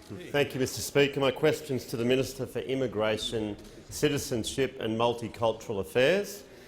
Will the minister please update the House on steps the government is taking to ensure that our borders are secure? And is the minister aware of any alternative approaches to border protection which could put Australians at risk? The Minister for Immigration. Thank you, Mr Speaker. Well, we know those opposite destroyed our border security with tragic humanitarian consequences. We know that we fixed it. We're the ones that fixed it, Mr Speaker. We got the 2,000 kids out of detention. We stopped the boats. We saved Australian taxpayers billions of dollars. And now they want to come along and trash it again. Because on Tuesday, Mr Speaker, they rushed through this parliament laws which will unravel offshore processing, which is so critical to our border security. Now, under this process, as the Prime Minister said, any two doctors anywhere in Australia who have never been to Manus Island or Nauru can start a process to bring people to Australia. So two doctors from Dapto can effectively overrule doctors who are actually on Manus Island and Nauru. Now, if the minister says it doesn't agree with that, it goes to a medical panel, and that panel can overrule the minister on any grounds, save the very narrow grounds under Labor's Amendment 14. So what that means, Mr Speaker, is in short order a very large number of people will be transferred to Australia from Manus Island and Nauru. That necessitates the reopening of Christmas Island at a cost to taxpayers that we estimate at greater than $1 billion. That is what the Labor Party has done, Mr Speaker.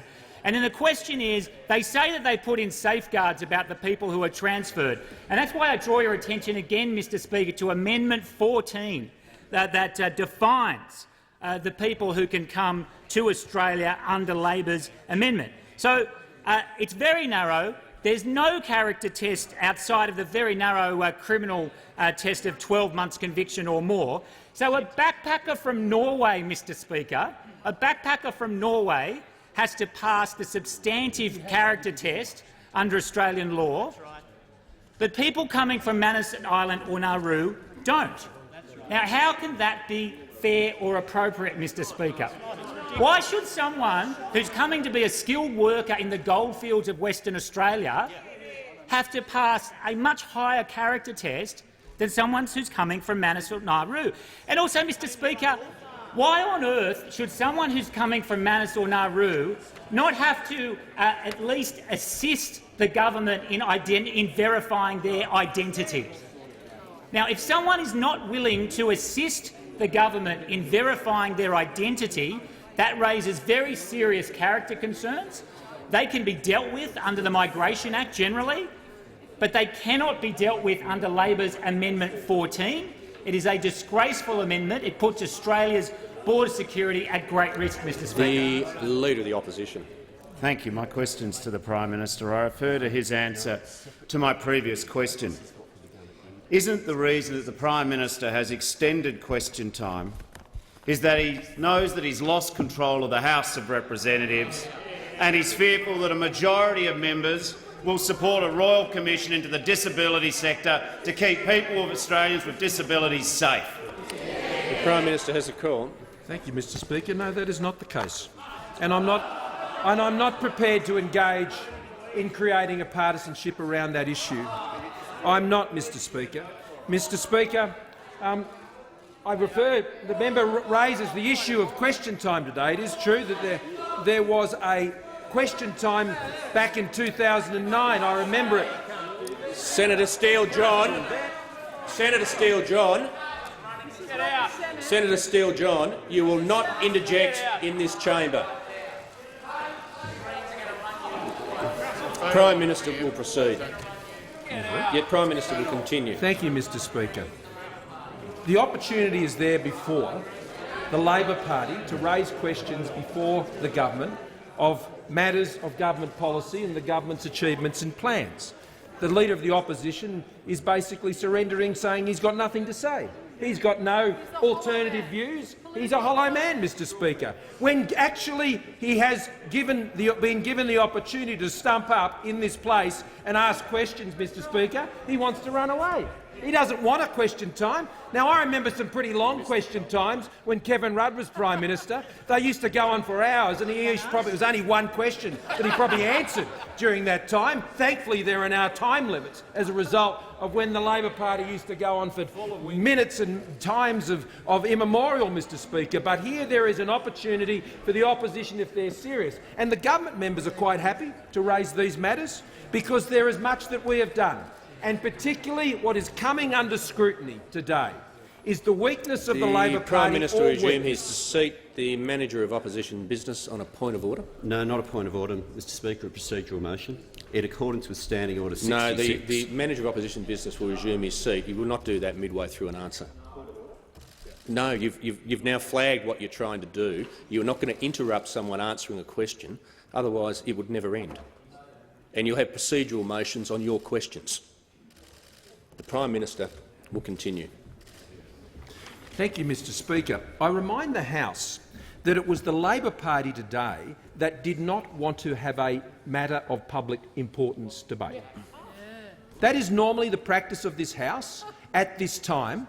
Not only do they not want to have question time, Mr Speaker, they do not even want to debate a matter of public importance of their own nomination, Mr Speaker. I mean, how bankrupt has the opposition become, both on policy and any other terms, when they can neither identify an issue they want to debate in the House and don't even want to ask questions of the government?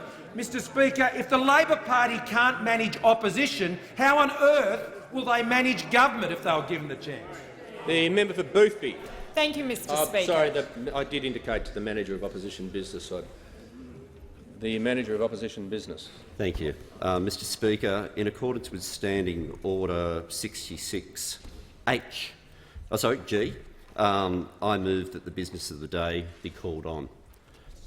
The Leader of the House. Mr Speaker, on a point of order, Standing Order 66G, which is that the business of the day be called on, refers, of course, specifically to the only other standing order in the standing orders, which is Standing Order 46, where that phrase is used, which is Standing Order 46E, that the business of the day be called on, because it relates specifically to being able to call on business during the matter of public importance and not at any other time of the day. Yeah, no, I'm going to address this issue. I mean, you can have a tete-a-tete on the subject behind the chair if you want to. Let me be very clear about this. When it comes to question time and other matters during the day, my responsibility is to call it on. That's why there is a procedure. Okay? I'm going to address this in some detail. No, you can calmly listen. That's a good thing to do. And I'm just going to flag exactly my point. That's why I say, in accordance with Standing Order 43, the time for members' statements has expired. There's no hard finish for question time. The Leader of the House's point is right, and that is when there's a matter of public importance before the House, the Leader of the House can move that the motion that was put there. Page 545 of the practice makes it very clear that the end of question time is the prerogative of the Prime Minister. That's always been the case. Hang on, no, I'm addressing the House. Page 545 of practice makes it very clear that ending question time is the prerogative of the Prime Minister. There is no set end time, and indeed, as I think the Prime Minister might have indicated, they have gone for various lengths of time, and they have over the years, and that's been the case even though there's a normal period where questions start and end, but they have gone longer. And in fact, on the 4th of February 2009, question time went for 126 minutes. It's in footnote 22 on that page. No one can call question time to an end other than the Prime Minister or the duty minister. And my responsibility as Speaker is to this House. I did that on some complex matters the other day, and I'm not going to have devices to try and end something like question time when the practice and the convention is very clear indeed. Sure, manage your opposite business. Thank you for the explanation you give, Mr. Speaker. The issue that I sought to raise, and that I seek to simply put before you, is this is a procedural motion that is put in two parts of standing orders. It is put once, as the Leader of the House referred to, with respect to the MPI. It is also put as a procedural motion under Standing Order 66. And where it appears under Standing Order 66, that standing order begins with these. That explains that a member may only interrupt another member to do the following. Sorry. It does not have further limitations on the MPI under that standing order. And what I'm seeking to raise as a point of order is standing orders provide this to be moved in two different circumstances. I accept, and I'm not raising as a point of order, that the Prime Minister doesn't have the right to delay as long as he wants, saying that further questions should be placed on the notice paper. What I'm putting to you, Mr. Speaker, is the House has the right, just as these other motions can be moved during question time, for example E, that the member be no longer heard, is from time to time moved during question time. Similarly, G, that the business of the day be called on. There is no words under Standing Order 66 that prevent the House from making that decision if it is so moved, and that's why I'm wishing to move it. I'm going to hear from the Leader of the House. I'm unmoved on the subject, and I'll hear from the Leader of the House and then I'll address it again. And just before I hear from the Leader of the House, I'm reminding members that my role and my responsibility is to allow members to participate in these debates, and question time is not just one of them, it's an important one, and the conventions in this place matter. Before I even hear from the Leader of the House, I'm going to say it is very clear when the business of the day can be called on. It is very clear when it is called on, and I'm going to be as generous as I can. I'm going to say saying that is a standalone power when it relates to Standing Order 46 is wrong. It's either, frankly, a misunderstanding of the standing orders, and if that were the case, you'd be able to walk to the dispatch box and give me an example of when it had been done. It's never been done, and I think, frankly, it's not anything the House should even be entertaining. I'm saying that strongly. I upheld the rights of all members the other day, and I tell you what, I'm going to do it again today. The Leader of the House has the call. Well, thank you, Mr Speaker. You've been very, very clear, and I'm sure the House understands your position. Just to the point of order that the Manager Opposition Business raised, in the House of Representatives practice, it says it is entirely within the discretion of the Prime Minister or the senior minister present as to whether question time will take place, and if so, for how long. There's absolutely no ambiguity about the length being entirely within the discretion of the Prime Minister. And as the question time has begun, it can only end when he or the senior minister who is present decide that it is at the end, because that's very, very clear on House of Representatives practice page 545. Can I just say something? I mean, I know what's going on here. I'm not unfamiliar with procedure or what's going on. Can I make it easy? The message you're worried about hasn't even arrived. It hasn't. I'm just telling you. No, members on my right, it hasn't arrived. And even if it had arrived, in the ordinary course of events, it wouldn't be dealt with today. Now, look, let me make a point about the Senate. Sure, they send messages over, and they get dealt with. But it's not here. That's the fact. So we can argue about this till 4:30 if you want to. I think a better use of time would allow question time to continue, and why don't we give some of those members that don't get a question a go? That's what I think should happen. The Manager of Opposition Business. Members on my right.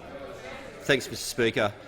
If I can only raise one aspect of what you've just said, which is the concept of whether or not me moving that resolution was unprecedented. And we are in an unprecedented situation today. Members on my right. Where members on my right. Yes.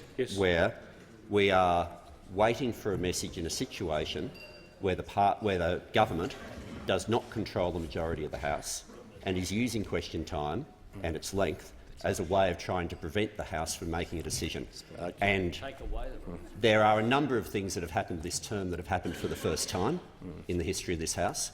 And the fact that it is without precedent, there is a reason why no one has sought to move this before. Now, you're right. Just hang on one.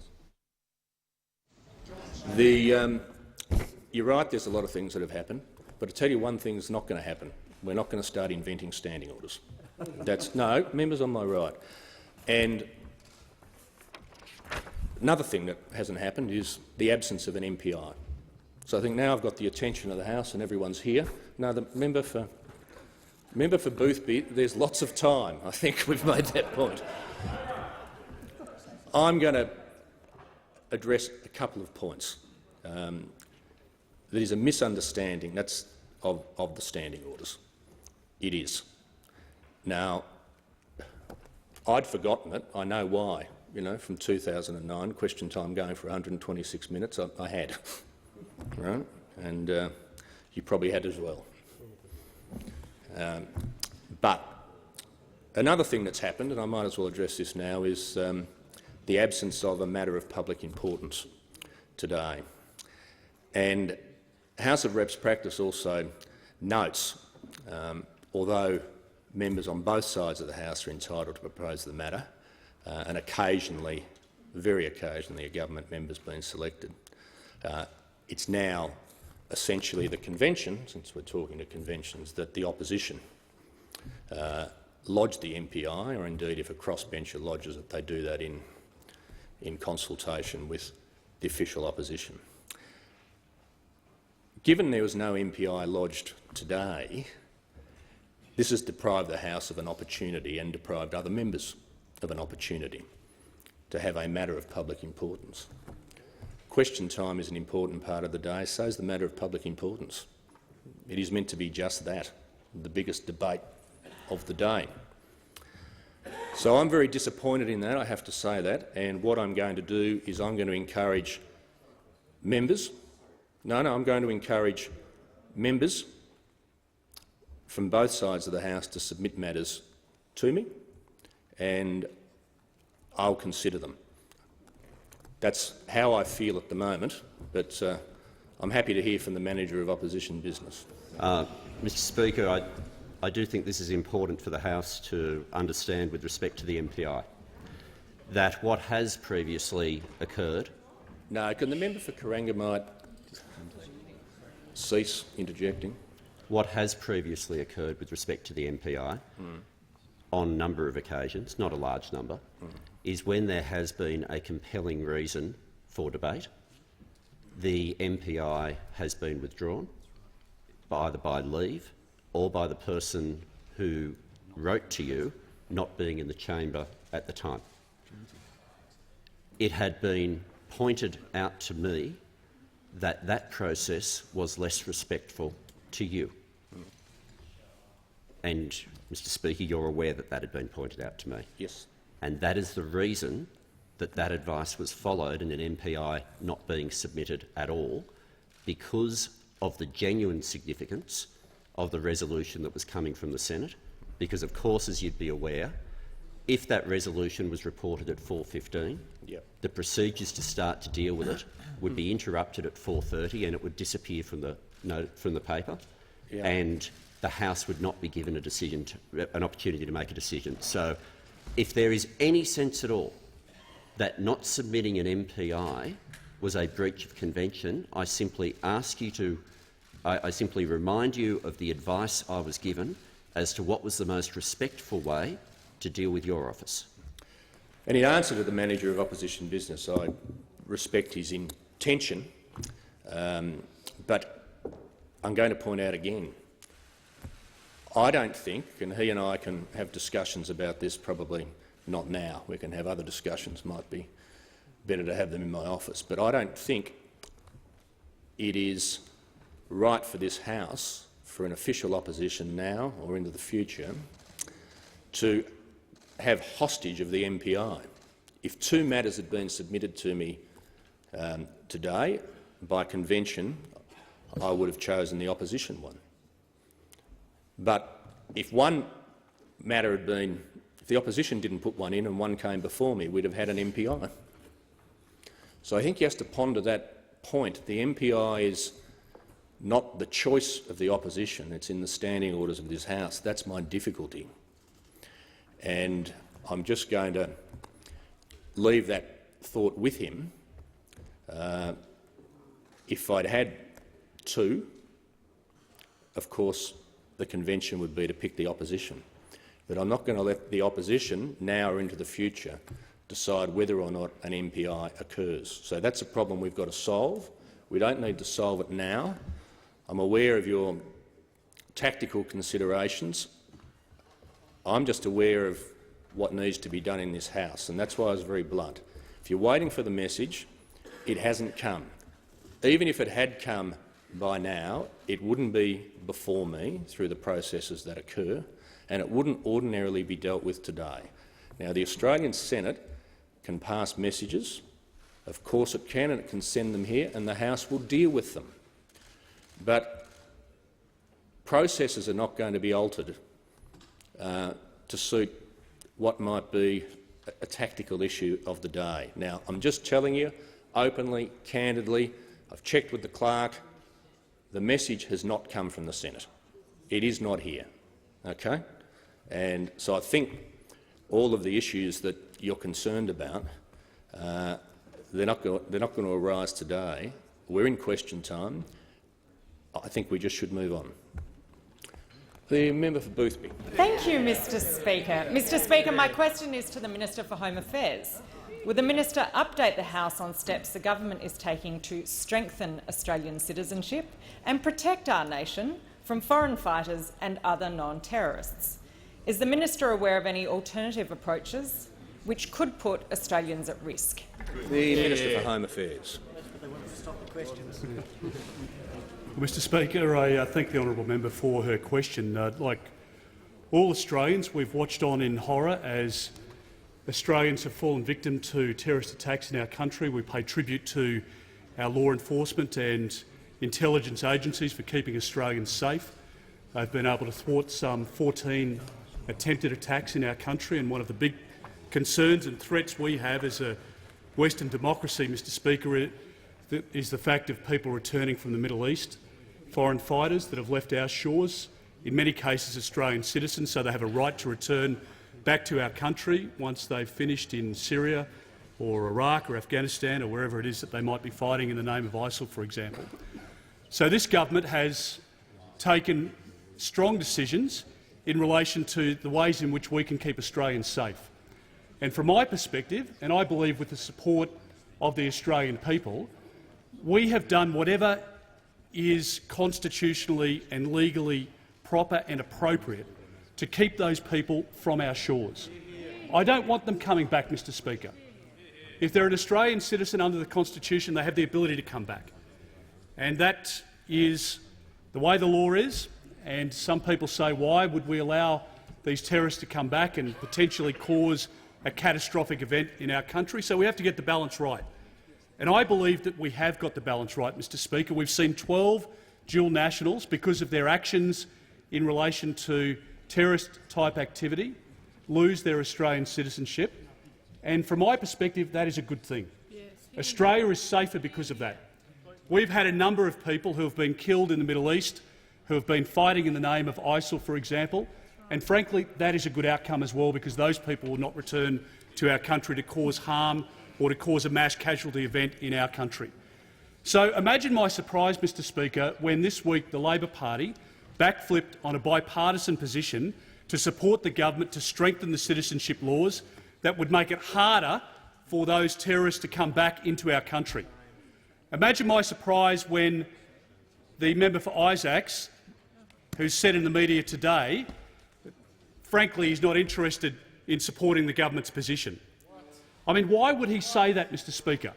It seems to me that every utterance that comes from the Shadow Attorney-General, the man who would be the Attorney-General, the first law officer in a shortened government, every time he has the opportunity to stand up for a victim, he chooses not to.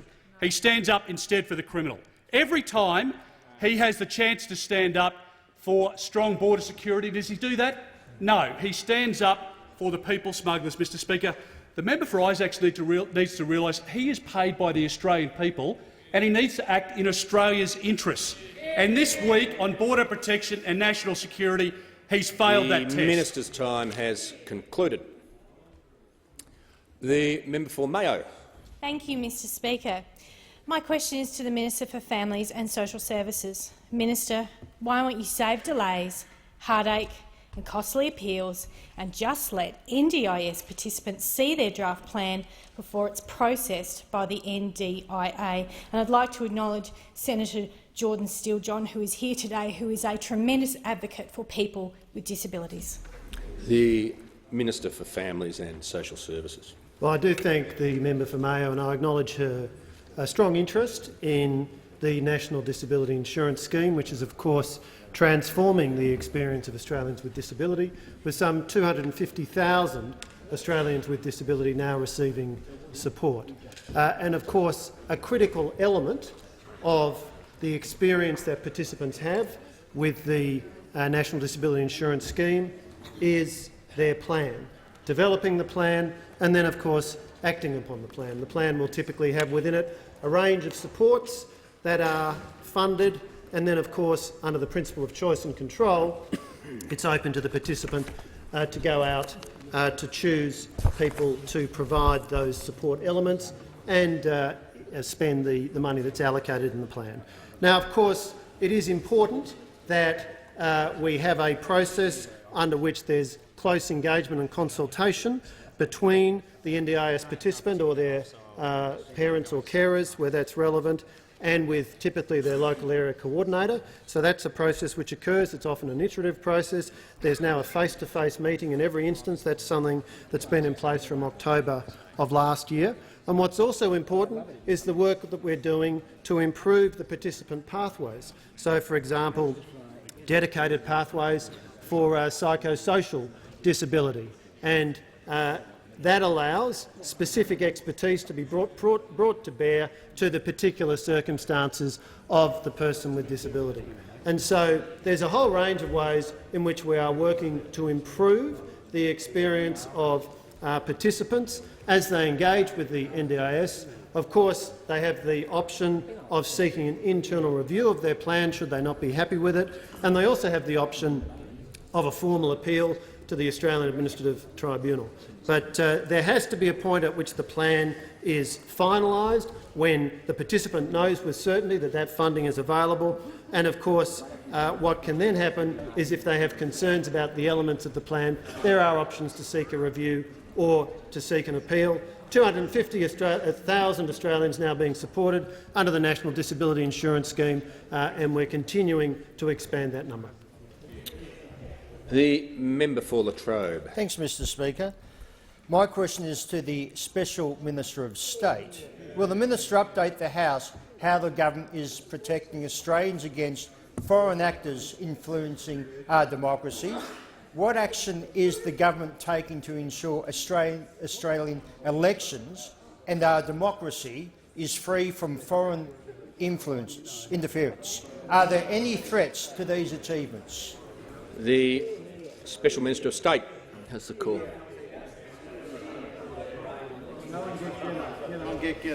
Thank you, Mr Speaker. I want to thank the member Latrobe for his question and his service not just to this House but as a police officer prior to coming to Parliament. No one could ever question the loyalty or the integrity of the member for Latrobe, Mr Speaker. Mr Speaker, the Morrison government will always work to strengthen our democracy and the integrity of our democratic system. As members know in this House, worldwide today, there are increasing threats to democratic systems.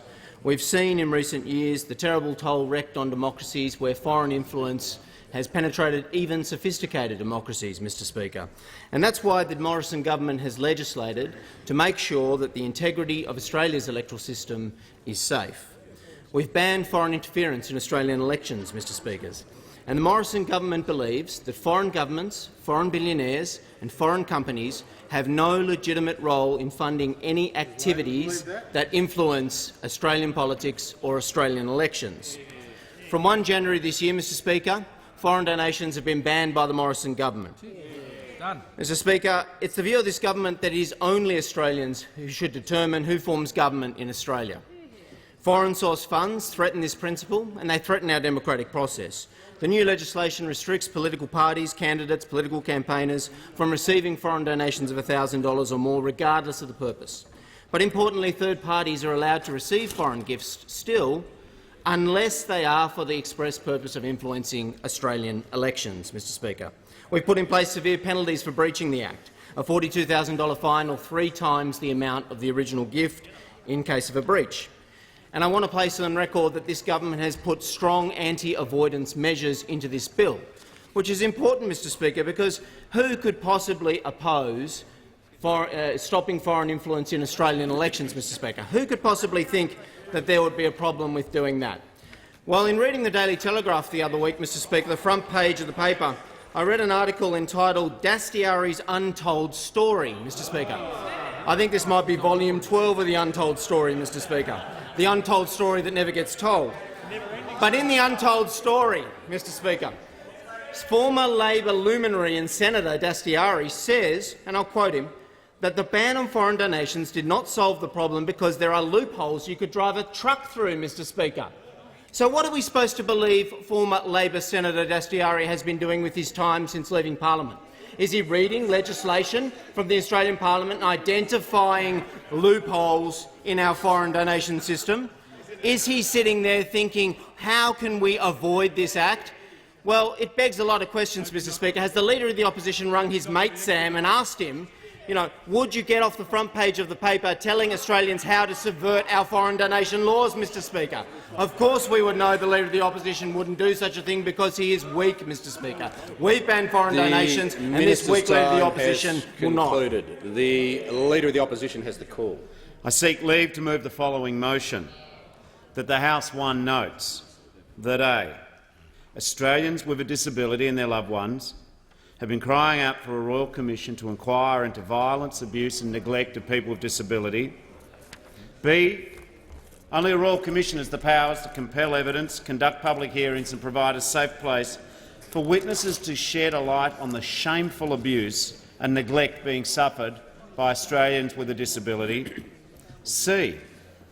Today in the Senate at approximately 12:15 p.m, the government voted against a Royal Commission to inquire into violence, abuse and neglect of people with a disability.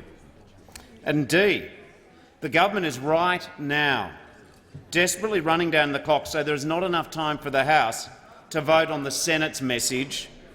And the government is doing all it can to avoid a second loss on the floor of parliament in just 1 week. And 2, therefore calls on this Prime Minister to allow enough time in the House so that the Australian people can know where he and the government stands on this important issue. Is leave granted? Leave's not granted. I move that so much of standing orders be suspended as would prevent the Leader of the Opposition from moving the following motion immediately. That the House 1 notes that Australians with a disability and their loved ones have been crying out for a royal commission to inquire into violence, abuse and neglect of people with a disability, and B, only a royal commission has the powers to compel evidence, conduct public hearings, provide a safe place for witnesses to shine a light on the shameful abuse and neglect being suffered by Australians with a disability. C, today in the Senate at approximately 12:15 p.m. the government voted against a royal commission to inquire into violence, abuse and neglect of people with a disability. And D, the government is right now desperately running down the clock so there is not enough time for the House to vote on the Senate's message. And E, the government is doing all it can to avoid a second loss on the floor of parliament in just 1 week. And 2, therefore calls on this Prime Minister to allow enough time in the House so that the Australian people can know where he and his government stands on this important issue. Mr Speaker, Labor has been calling for this Royal Commission since the 26th of May 2017. We understand that the government does not know how to handle this issue, but that should not be a reason why we cannot vote on this issue of a Royal Commission. The Senate did a very important report in examining the abuse and neglect of people with disability. That report recommended unequivocally that there should be a Royal Commission. Labor has met with carers, with people living with disability, with their advocates, with people with shocking stories to tell. Now, I understand that the government says there's no need for, well, it's sort of said that there's no need for a Royal Commission, that there is the NDIS, that'll fix matters up, or that the Aged Care Royal Commission is a sufficient tool to look after people with disability. There's no doubt that the Aged Care Royal Commission will look at the, how young people living in nursing homes going, but that is not all people with disability. There is no doubt that the NDIS has some standards and regulation which will cover about 10% of the people within the NDIS scheme. But Labor won't give up on this call for a Royal Commission. We've heard this before. When we called for a Royal Commission into the banks, the government said there was no need. 18 months, 2 years later, the government eventually came to the party. But this Royal Commission into the lives of people with disability and the existence of neglect and abuse is in many ways much more urgent and in some ways even more serious than the Banking Royal Commission. I want to draw the parliament's attention, as we need to suspend standing orders to debate whether or not we should have a vote on a Royal Commission into disability. I draw to the attention of the parliament the submission of Disability Clothesline. It noted the propensity for abuse and neglect of people with disability, that living in institutional care is swept under the carpet and not properly investigated. The submission contended that momentum for investigation and inquiry of any allegations of this nature requires the following thresholds to be met.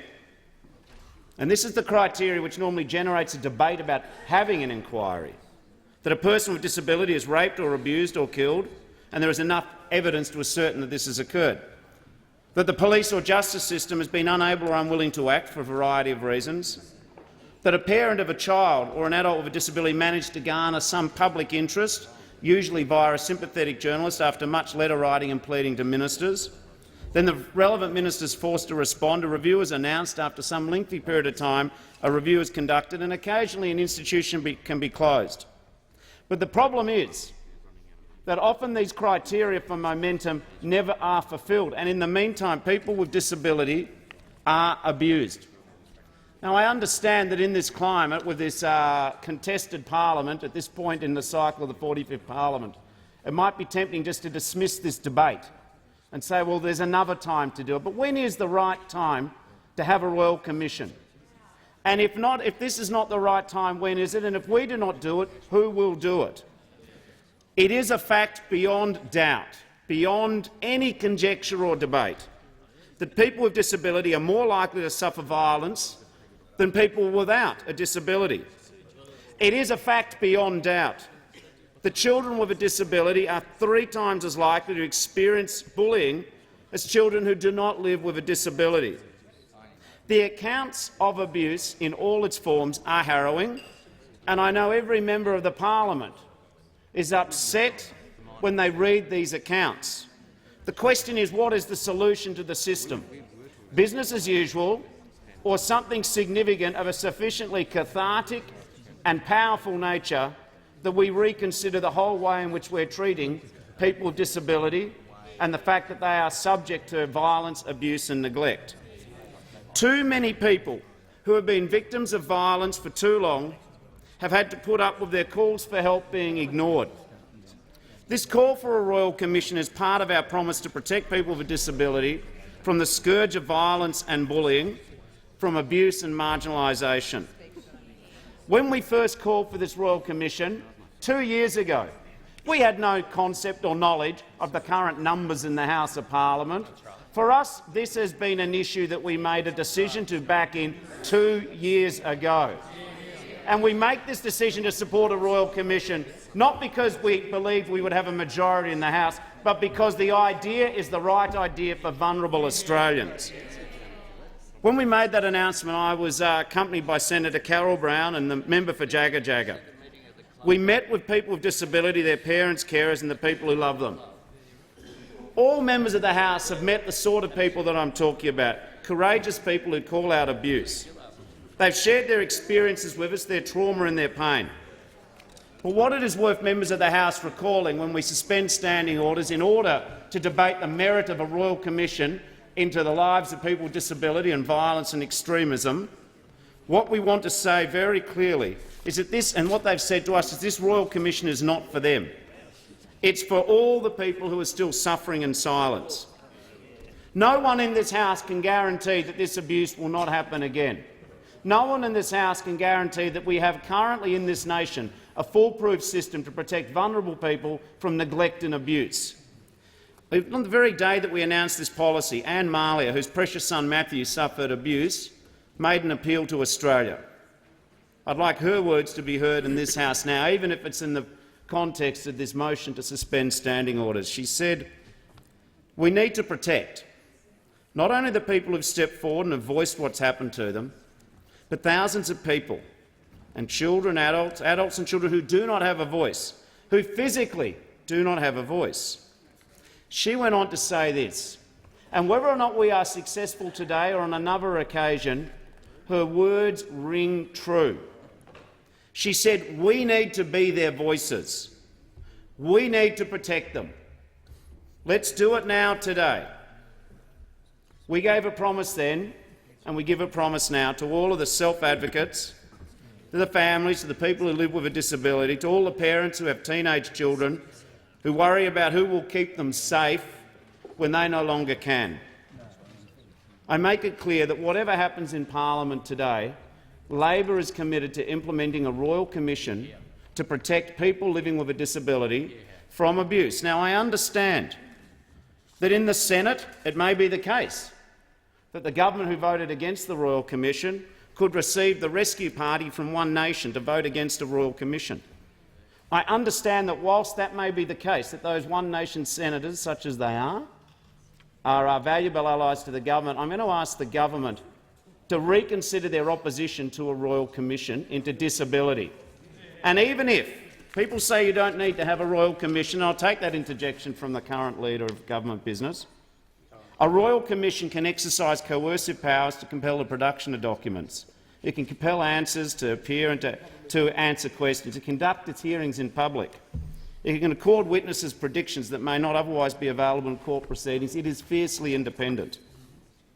I know there have been many inquiries into this issue of protecting vulnerable people, but all of these inquiries don't seem to stop the problem. They don't seem to have worked to stop the abuse.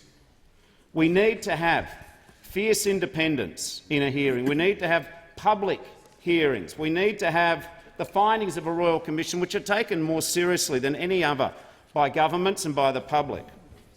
Only a Royal Commission can provide the safe space for people with disabilities. The main recommendation of the 2015 Senate inquiry into violence and abuse and neglect against people with disability was a Royal Commission. I understand that today it may be easy for the government to simply say, not easy, but the government may say that disability shouldn't be the subject of partisanship. Now, I agree that it shouldn't be the subject of partisanship, but it should not be the subject of the tyranny of lowest common denominator. People with disability, as we speak, are subject to abuse and neglect. Now, I don't expect any Prime Minister or government can guarantee right here and right now the safety of people living with a disability in Australia. But if we can't guarantee the safety and the freedom from abuse and neglect of people with disability, why, on goodness sakes, would we vote against a Royal Commission to protect Australians living with disability, to protect them from abuse and neglect? This is why standing orders should be suspended, and if we are unsuccessful today, we will not give up until we are successful. Is the motion seconded? The member for Barton. Indeed, the motion is seconded, Mr Speaker. In 2019, we don't need to read another story in the media about horrific abuse, and we don't need to wait another minute. What we need is a Royal Commission. Every single member of this House has had in their electorate office parents and people with a disability. You all know exactly what we are talking about. You have all sat with these people and gave them the assurances they need. It should be a point of deep shame for the Conservative government that the Parliament is again debating the need to call a Royal Commission to inquire into the violence and abuse of people with a disability. We already know that 90% of women with intellectual disability have been sexually assaulted, and for 60% of these women it occurs before they are 18. We all know children with disability are at least 3 times more likely to experience abuse than any other children. It is time for a Royal Commission. The facts and the stories are numerous, horrific, and we all know them. For far too long, this Liberal government has heard the calls of people begging them to take the steps to address the terrible abuse of people with disability, and the Labor government would resolutely done nothing at all. In May 2017, the Leader of the Opposition announced that the Labor government, as he said, would establish such a Royal Commission into the violence and abuse of people with a disability upon forming government. But here we are, almost 2 years later, still trying to convince the Conservatives that the abuse of people with disability is a serious problem and it must be addressed. We all know the power and the importance of a Royal Commission, and this issue, this subject and the prevalence of the abuse deserves nothing less than a Royal Commission. And that is what we are asking for on behalf of the thousands and thousands and thousands of people that we all see on a regular basis in our electoral office. A Royal Commission is necessary, as the Leader of the Opposition says, for many reasons. Some of them he's outlined. But a Royal Commission will also improve services and supports into the future, including fixing some of the problems with the rollout of the NDIS. Labor has carefully considered the recommendations of the Senate Community Affairs Committee inquiry into violence and abuse and neglect against people with a disability. The first recommendation of that report was the recommendation calling on a Royal Commission into the abuse of people with disability. It is an important statement to have been made. We also say very strongly that Labor believes that people with a disability have the right to be heard, to be believed. We will not allow these sickening crimes to be swept under the carpet while the Conservatives continue to bury your heads in the sand. The Liberals think that the NDIS quality and safeguarding framework will be sufficient. No, it won't. A Royal Commission is required, nothing less. We owe it to the many thousands of people that we talk to constantly. We owe it to the many thousands of people with disability that have experienced abuse and neglect. We owe it to the many thousands of families of people whose children have a disability that have gone through the horror that the Leader of the Opposition outlined, gone through the horror of knowing that their child was abused, going through the horror, and try and put yourself in those people's, those parents, those families' shoes. If you put yourself into their shoes, you will know that there is nothing less required on this issue than a Royal Commission. We have put it out clearly 2 years ago that that's what's required. And please, I say to the government, listen, if not to me or the Leader of the Opposition or this side of the House. Listen to the people that you have spoken to, the families that you have spoken to in your electoral offices, and stay true and strong to the things that you said to those people. You know a Royal Commission is required, and I ask you to agree to one. The question is that the motion moved by the Leader of the Opposition be agreed to. I call the Prime Minister. Thank you, Mr Speaker, and I thank the members for their contributions. I note that the motion before the House is in relation to suspension of standing orders. This matter, in terms of the motion that was moved by the Senate, will be considered by the House when the Parliament resumes next week. It was my understanding when I came in here today that that's precisely what was going to occur. What I understood today was that the opposition had cancelled their matter of public importance. And so, Mr Speaker, if they didn't wish to use the time of the matter of public importance, then the government has decided to make that time available for question time. Now, let me be very clear about the issue of a Royal Commission into the issue of those with disability services. Mr Speaker, they may wish to listen because I'm going to address the members' points. At no time of Prime Minister have I ever opposed what you are proposing. Members on my left. As Prime Minister, I have not. I have kept an open mind on this question, and when this question was put to me and we were considering the issue of a Royal Commission into aged care, then that was the priority I established as Prime Minister to move on. But I have not resolved not to do this. I have been considering this matter, Mr Speaker. My priority has been to deal with the Royal Commission into aged care, which is now underway. I am yet to see a terms of reference from the opposition, I must say, on this matter. They have had a policy for 2 years, but yet no terms of reference. I suggest that one should have been produced, and I would happily look at one that was produced, Mr Speaker. But my point is very simple. This matter will be considered by the House. The government will consider this in all seriousness, as we should, Mr Speaker. These are serious issues. In the past, the government, in responding to these Senate committees and the numerous other reports, have taken the position that the National Disability Insurance Scheme is a scheme that is still being built. It is not yet built. And to have a Royal Commission into a system that is effectively still being built, one would question the wisdom of that at this time. But that said, that does not in any way, shape or form turn away from or fail to acknowledge the very serious issues of abuse that we know occur. So I am asking the opposition to continue to engage. I and my government will continue to engage on this issue. There are many ways that the issues that have been raised about abuse can be addressed, even potentially within the existing Royal Commission that we have established. But I will not let us leave from this place with some suggestion that the government does not take these issues seriously, because what we have done in government is acted on Royal Commissions.